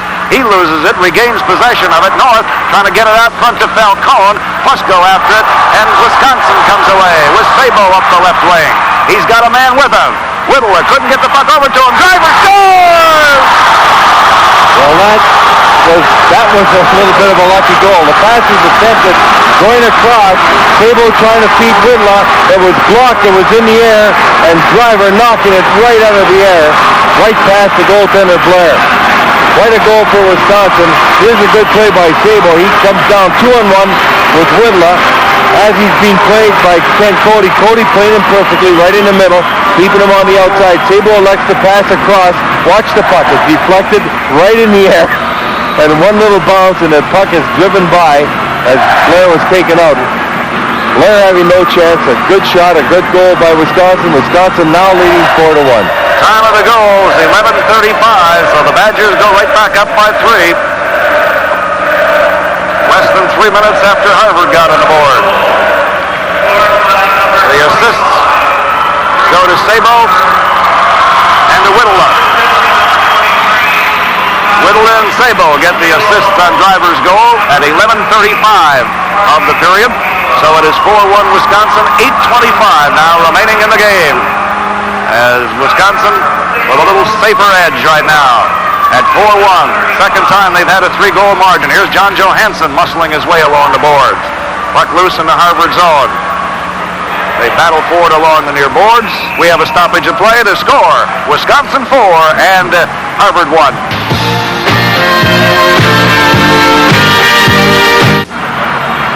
Again, we'll repeat the score from the consolation game. Providence defeated Minnesota by a 4-3 margin. So Providence with third place, Minnesota with fourth, and right now Harvard and Wisconsin battling it out for first and second here in the championship game at the University of North Dakota in Grand Forks. And Wisconsin with a 4-1 lead, just 8:06 away from their second national championship in the last 3 years. Puck comes back to center ice. And Dringa Slides it over on the far side. Walsh drives it into the Harvard zone. Here come the Crimson back. Scott Fusco puts it into the Wisconsin end. Deflected by Jim Johansson. It comes back out to center ice. Picked up by Sheehy. Sheehy pulling a double shift. He was just out there.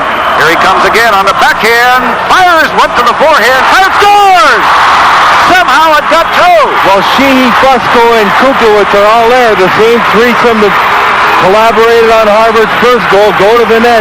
Barron down to make the initial save on Sheehy, and Fusco and Kuklowitz go to the net, and all three of them are pounding away at the puck. Here's Sheehy going around the outside, cuts for the net. As he does, he puts the puck on the net. Barron makes a save, and a rebound's lying there, and that's Sheehy coming in. Now here's Fusco, and here's Kuklowitz. They're all pushing it in. It looks like Fusco again. I think Fusco got it. Otherwise, it's going to be Kuklowitz, but it looked like Scott Fusco, the leading scorer for Harvard, getting his second goal of the evening. Well, Sheehy made the play. He went to his backhand and then shifted to his forehand and tried to ram it home. We'll see whether he succeeded or not. The goal by Kuklowitz.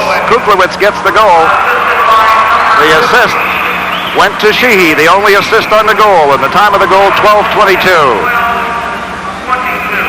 So Sheehy gets the assist, Kuklowitz the goal. And it is 4-2.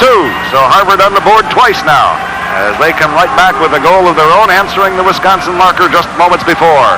Puck slides down into the Harvard zone. Way out of the net this time is Grant Blair. Puck comes back out to center ice. Crimson down by 2 goals again, with 7:15 remaining as the Badgers clear it back out to center.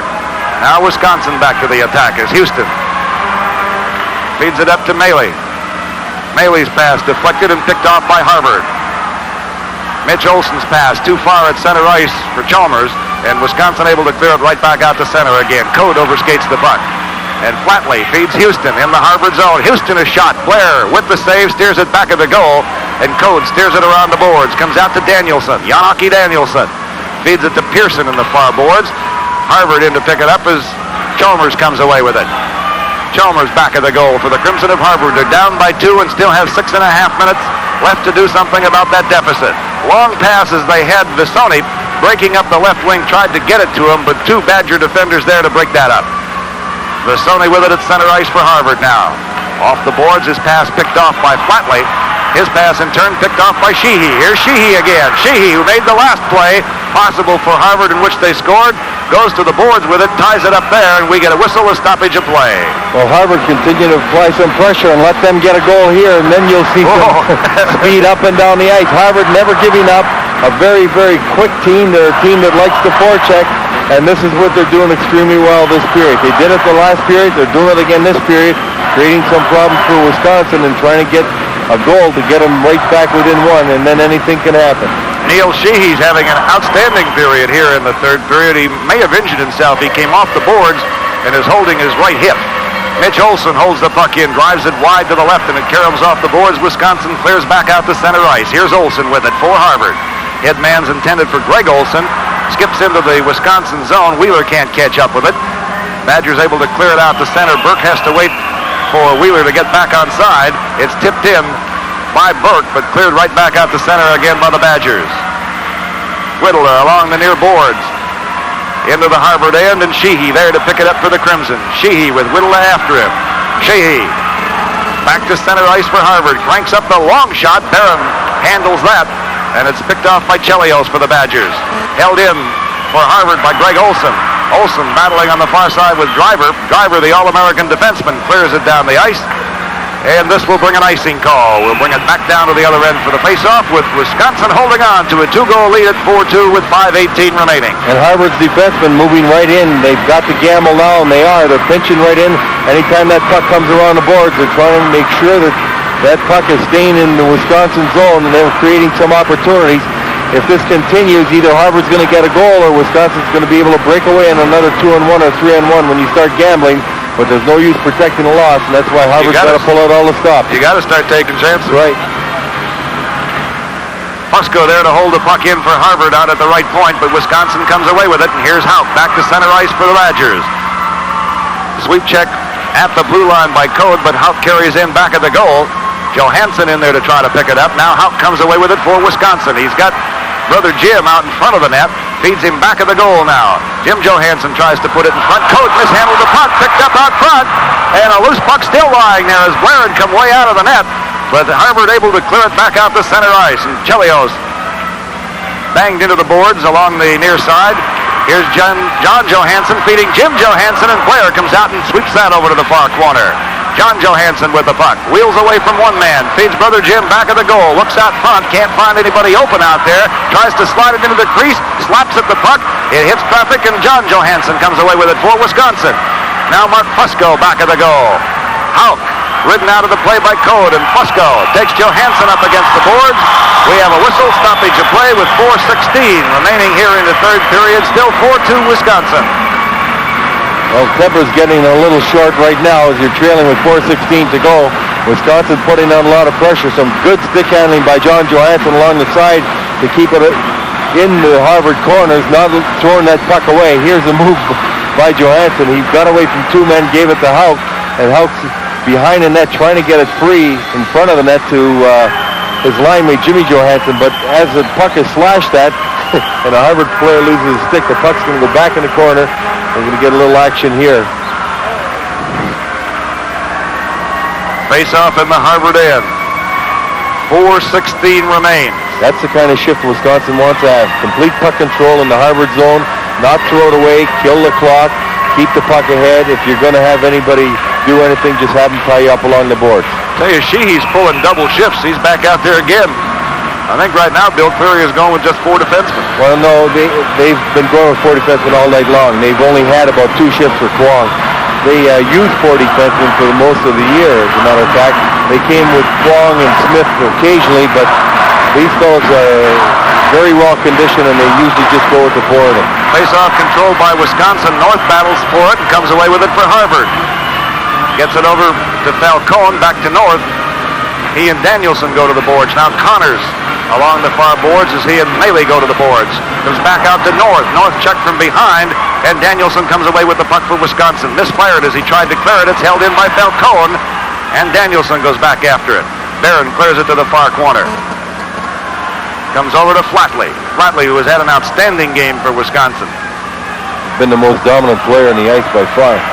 Wheels his way up the right wing. His pass deflected back into the Badger zone. Ethier has it there for the Badgers. Just flips it down the ice.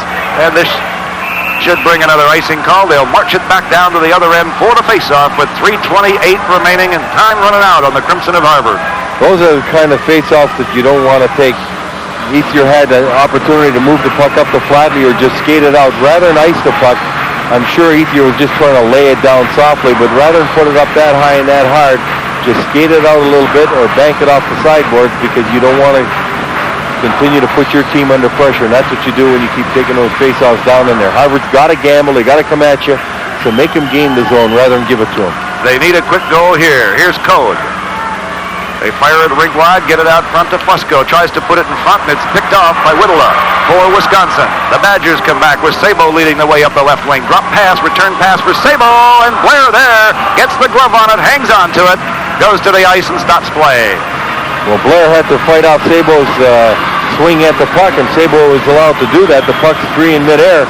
You'll see the pass after Sabo drops the pass right here. He's going to break for the net. And Blair, knowing that he's got a man coming from the side, has to try and freeze that puck. Sabo taking a chop at it, so they got Blair on the top of the hand. Face off to Blair's right. Chalmers and Sabo on the draw. Scott Sabo controls it. They bring it back out to the point. A quick shot there, knocked down by Code in front for Harvard. Able to clear it out to center ice as Bissoni drives it back into the Wisconsin end. Whistle. We have a stoppage of play with Wisconsin holding on to that 4-2 lead over Harvard.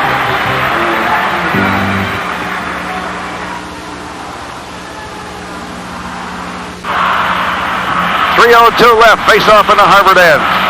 Captain Bruce Driver on your screen, the fellow that put Wisconsin up to 4. Wisconsin now leading by 2. Face off will be to the left of Blair. Harvard controls, fire it around the board, trying to get it over on the far side to Britz. Weak pass, but Code there to clear it out to center ice.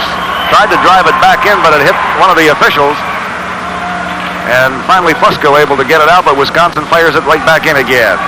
Here's Code with it for the Crimson of Harvard. Tries to slide it up to Chalmers. Chalmers comes away with it for Harvard. They're down by 2, 4-2 with 2:37 remaining in the game, and we get an offside call at the Wisconsin blue line.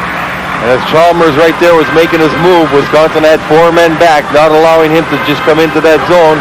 His line mate Britz going offside, having the face-off outside. Wisconsin now content to just keep the puck ahead, making sure they don't get caught.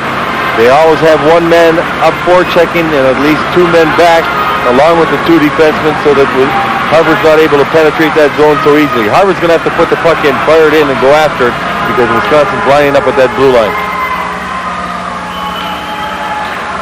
Fusco controls the draw, but Wisconsin's Chelios picks off the puck and moves back to center ice with it and drives it back into the Harvard end. Quickly back after it is Mitch Olson. Drops it back at the goal for Sheehy. Neil Sheehy with it. Headman's for Scott Fusco. Scott Fusco checked at center ice, loses the puck. Mitch Olson picks it up, and it's picked off by Driver. Driver for Wisconsin, the All-American defenseman. Checked from behind by Sheehy. They battle for it. Driver clears out to center ice. Harvard has to get back onside. 2 minutes remaining in the game. Harvard down 4-2. They need a quick goal. Picked off by Chelios. Chelios of the Badgers. Back to the blue line. Got around 1 man. Chelios has a man with him. Out front to Johansson, and he partially fanned on it. Tried to pick it out of midair and drive the shot home. And we had a whistle back up ice with 1:48 remaining. We're going to get a slashing penalty on Kuklowitz. So Harvard with the penalty here. Kuklowitz goes for slashing, and when you're down by 2, you don't want to try to operate a man short, but that's what Harvard's going to have to do for what remains of this game. You don't want to lose your composure and play short-handed when you're down by 2. You've got to get that 1 goal, but now Harvard being short, they're going to have to gamble rather than just kill. So Kuklowitz goes at 18-12 of the 3rd period. There's our MVP, that's Pat Flatley. That is our Vitalis MVP of this game, Pat Flatley, the sophomore from Toronto for the University of Wisconsin's Badgers. 2 goals, 1 assist, and just an overall fine game. He was everywhere on the ice tonight. He certainly was. What doesn't show up on the scoreboard is the number of times he's able to control the puck in both his own zone along the boards and the offensive zone. He keeps control of that puck. He doesn't give it away blindly. He's able to make plays with it, generate some offense. Well, he's involved in 3 goals. As you see Billy Cleary, who is getting down on the ice talking to his players as we have a timeout right now. And there's a lot of happy Wisconsin fans, thousands of them here of the 6,000 crowd. They came all the way out to Providence last year only to be disappointed when North Dakota came up with that big win. So this year they came back to North Dakota as we look at a mighty tired Mark Fusco, the player of the year in college hockey, the Hobie Baker Trophy winner, contained pretty well tonight by a strong defense of Wisconsin. Well, he's drawn a crowd just about everywhere he's gone. Well, that's what happens when you're that good of a hockey player. You've got to be expected to play under a lot of close checking, and that's what he got tonight. He's a great player. He had a great college career, and he ends it with winning the equivalent of the Heisman in football, the Hobie Baker Trophy Award in hockey. Well, Harvard will operate a man short. They have talked the situation over, and the netminder for the Crimson, Grant Blair, was receiving some instructions, so we'll keep an eye on him. Harvard down by 2, but they're a man short. The Badgers clear it back out to center ice. Just move it back into their own zone. Maley with it, has it stolen away by Scott Fusco. Tried to set it up at the right point, but there was no Harvard player there, and Wisconsin comes away with it. Badgers just running the clock down now. With 1:25 remaining, here they come back to the attack. Houston into the Harvard zone. Houston shoots, scores! That's going to do it. Houston coming down using Flatley as a decoy. Blair came out to meet him. Houston made a good move. Went to the outside of Fusco. And as he did, and Blair came out, he had a lot of net to shoot at. And that's going to do it. 5-2. Here comes Houston. He's taking a look right over to his left. That's Flatley with him. He makes a little move, takes the pass. And as Blair's out, he goes wide and just beats Blair. And that's going to do it. Wisconsin's going to be the 1983 national champion in hockey. Oh, Houston's second goal of the game, his first power play goal, came at 18:39 and boosts Wisconsin margin to 5-2. And Louis, I think we can point out here that certainly Harvard of. They were the first Eastern team to make the finals since 1978, and they had Wisconsin played very, very even for 2 full periods. The power play goals got the best of them in the long run. They certainly did. They played a very fine game. They are an excellent hockey team, deserving finalists here, and they're a team that played extremely well all season long, just beaten by a better team tonight. Driver and Maley got the assists on Houston's second goal of the game at 18:39 to make it 5-2, and Harvard now back at full strength. And a delayed penalty going to be called on Wisconsin. This is Fritz into the Wisconsin zone with a minute left to go in the period and the game, and Wisconsin will operate shorthanded now as tripping penalty will be called. We had a tripping penalty up ice. We have had some penalties called in this game, but for all intents and purposes, it's been a very cleanly played hockey game. And right now, Bill Cleary has pulled his netminder. Grant Blair is over near the bench, and I'm sure he will go now with his team down by 3 goals. And they have a manpower advantage anyway. This will give them a 2-man advantage. That's Tim Sager in the penalty box. He'll be serving a penalty of 6-on-4. Slashing the call. 19:01, the time of the penalty. 5-2, Wisconsin leads it. Blair has gone to the bench, so Harvard has pulled their goaltender. And it will be a 6-on-4 situation with an empty net for Harvard. Long way to come, no, down by 3. Well, Bill Mosienko scored 3 himself in 21 seconds, but I don't think we got Mosienko out in the ice tonight to get 3. At center ice to Greg Olson. Drives it into the Wisconsin zone. Barron out of the net. Banks it off the boards. Failed to clear it out, but the Badgers there to clear it out. Long shot, they score! John Johansson. Barons may get an assist on it. Well, you know, whenever you pull the goaltender and you're down, that's the one thing that hurts you when you are playing on a power play, because the team can ice the puck and it won't be called for icing, so you find them shooting at the open net from their own zone. Here's John Johansson, number 12, getting the puck right inside his blue line, taking a look, and just firing it right down at the open net, making it 6-2. Barron fed the puck up the board, so he may get an assist on that goal. We'll wait for the official scoring on it to see. Time of the goal, 19:21. It is 6-2 Wisconsin. Well, Bill Cleary took the chance, and he got to do it. Oh, certainly. It doesn't matter how many you lose by if you're going to lose, and he elected to go in the power play and pull his goalie and get a 2-man advantage, and that's what you should do. You've got to try and get 3. It doesn't matter if you get beat by 5 or 10 if you're going to lose, but you've got to take the opportunity to try and get a goal right away. And fortunately for Wisconsin, the puck came out cleanly to John Johansson, and he put it in the open net. Barron does get an assist, the only assist on the goal by John Johansson, and that boosts the Wisconsin margin to 6-2. So the Badgers just that far away, 39 seconds away from winning their 4th NCAA championship. A very impressive season for Wisconsin. We look at some of the debris thrown on the ice, and Joe, this is something for hockey fans that are watching they should refrain from. Anytime you throw something on the ice, many times things will get embedded in the ice. You won't see them, and a player can hit it and be paralyzed. I know of a player that once hit a dime up in Sudbury, Ontario, and he went flying into the boards, hit his back, and he got paralyzed for life. A very dangerous thing, and it's something that definitely should be refrained from on the people's part, and something that hockey players worry about constantly. I think coins in particular, because just the heat of your hand will heat them enough to embed them in the ice. They're so small you can't see them. Right, coins, but everything in particular. Nothing should be thrown on the ice. It's tough enough to skate without trying to skate over some foreign object. Well, you saw some of the Badger rooters here. They're getting ready to celebrate. And if anybody knows how to celebrate, it's the University of Wisconsin fans. They follow this hockey team all over the country. They love the sport. They love their team, and they really back it. Well, we saw them celebrate last season when they lost in Providence. They're a group of fans, as you said, that follow their team all over. Great sports fans.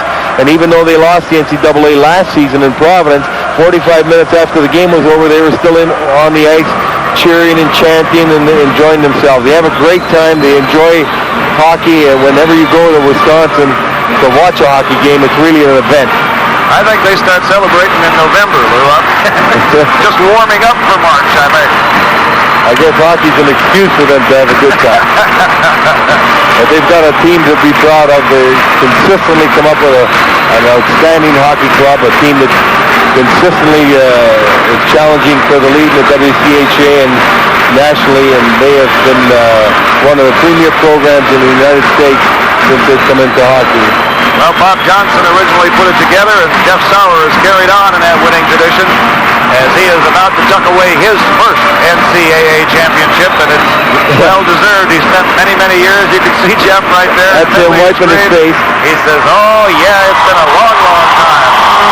You know, he's from Wisconsin. He was born in Wisconsin. Born in Wisconsin. Although he coached at Colorado College, and oddly enough, 3 years ago when Wisconsin last won, he was coaching Colorado College. Right. They beat Wisconsin in a 2-game total goal series, but Wisconsin was selected to go into the seeding just because of the record, and they knocked his team out. Wisconsin comes to the national championship and wins it. And here, Jeff, who had the Colorado team that didn't have as good a season by any means as Wisconsin, beats Wisconsin in a 2-game total goals and gets just nominated out.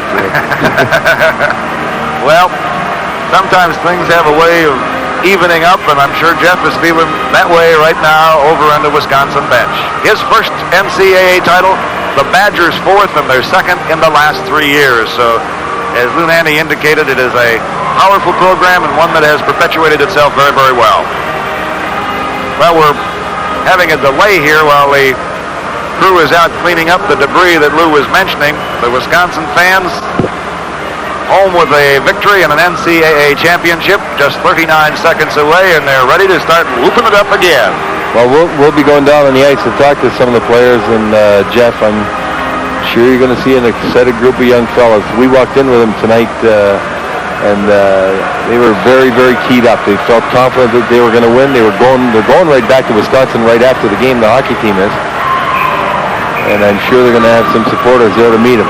Want to congratulate Bill Cleary and the Crimson of Harvard, too. First appearance ever in an NCAA championship game.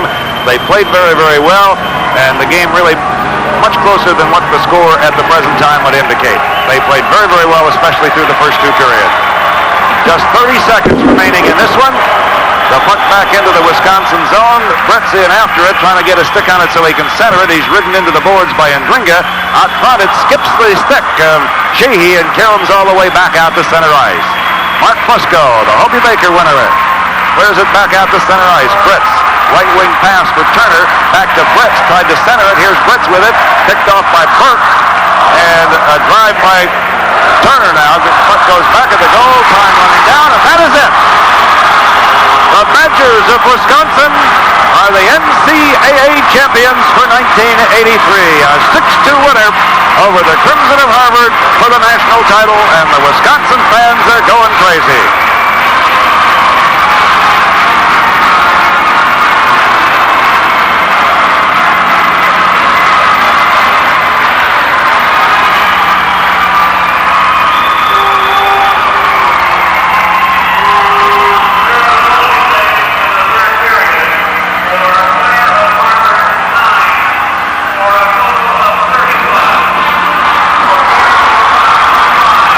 The final score again. The University of Wisconsin Badgers win the NCAA championship with a 6-2 victory over the Crimson of Harvard. We'll be back right after this.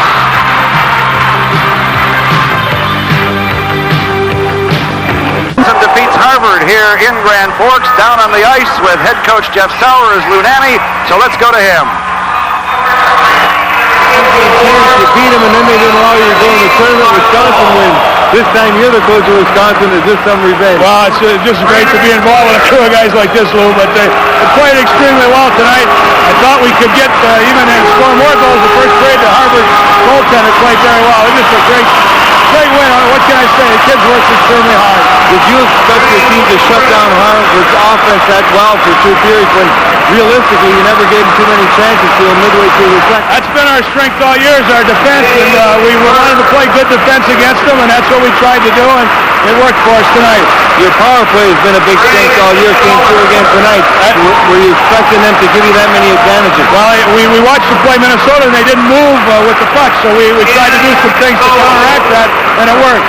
You had some losses of personnel, Tim Thomas, Todd Leason through the season, yet you're able to come through. Have you got that much depth back home? Well, I hope we do for next year because we're going to lose a lot of these guys. But it's just great accomplishment for this team with all the losses that we had. Congratulations, Jeff Sauer, the winning coach of the Wisconsin Badgers. All right, Lou, thank you very much. Thank you, Jeff Sauer. Congratulations to the Badgers, and condolences and congratulations for a game well played to Bill Cleary and the Crimson of Harvard. This is Joe Boyle with Lou Nanny saying goodnight from the NCAA Ice Hockey Championships in Grand Forks, North Dakota, with Wisconsin, the 1983 champions, as they defeated Harvard by a score of 6-2.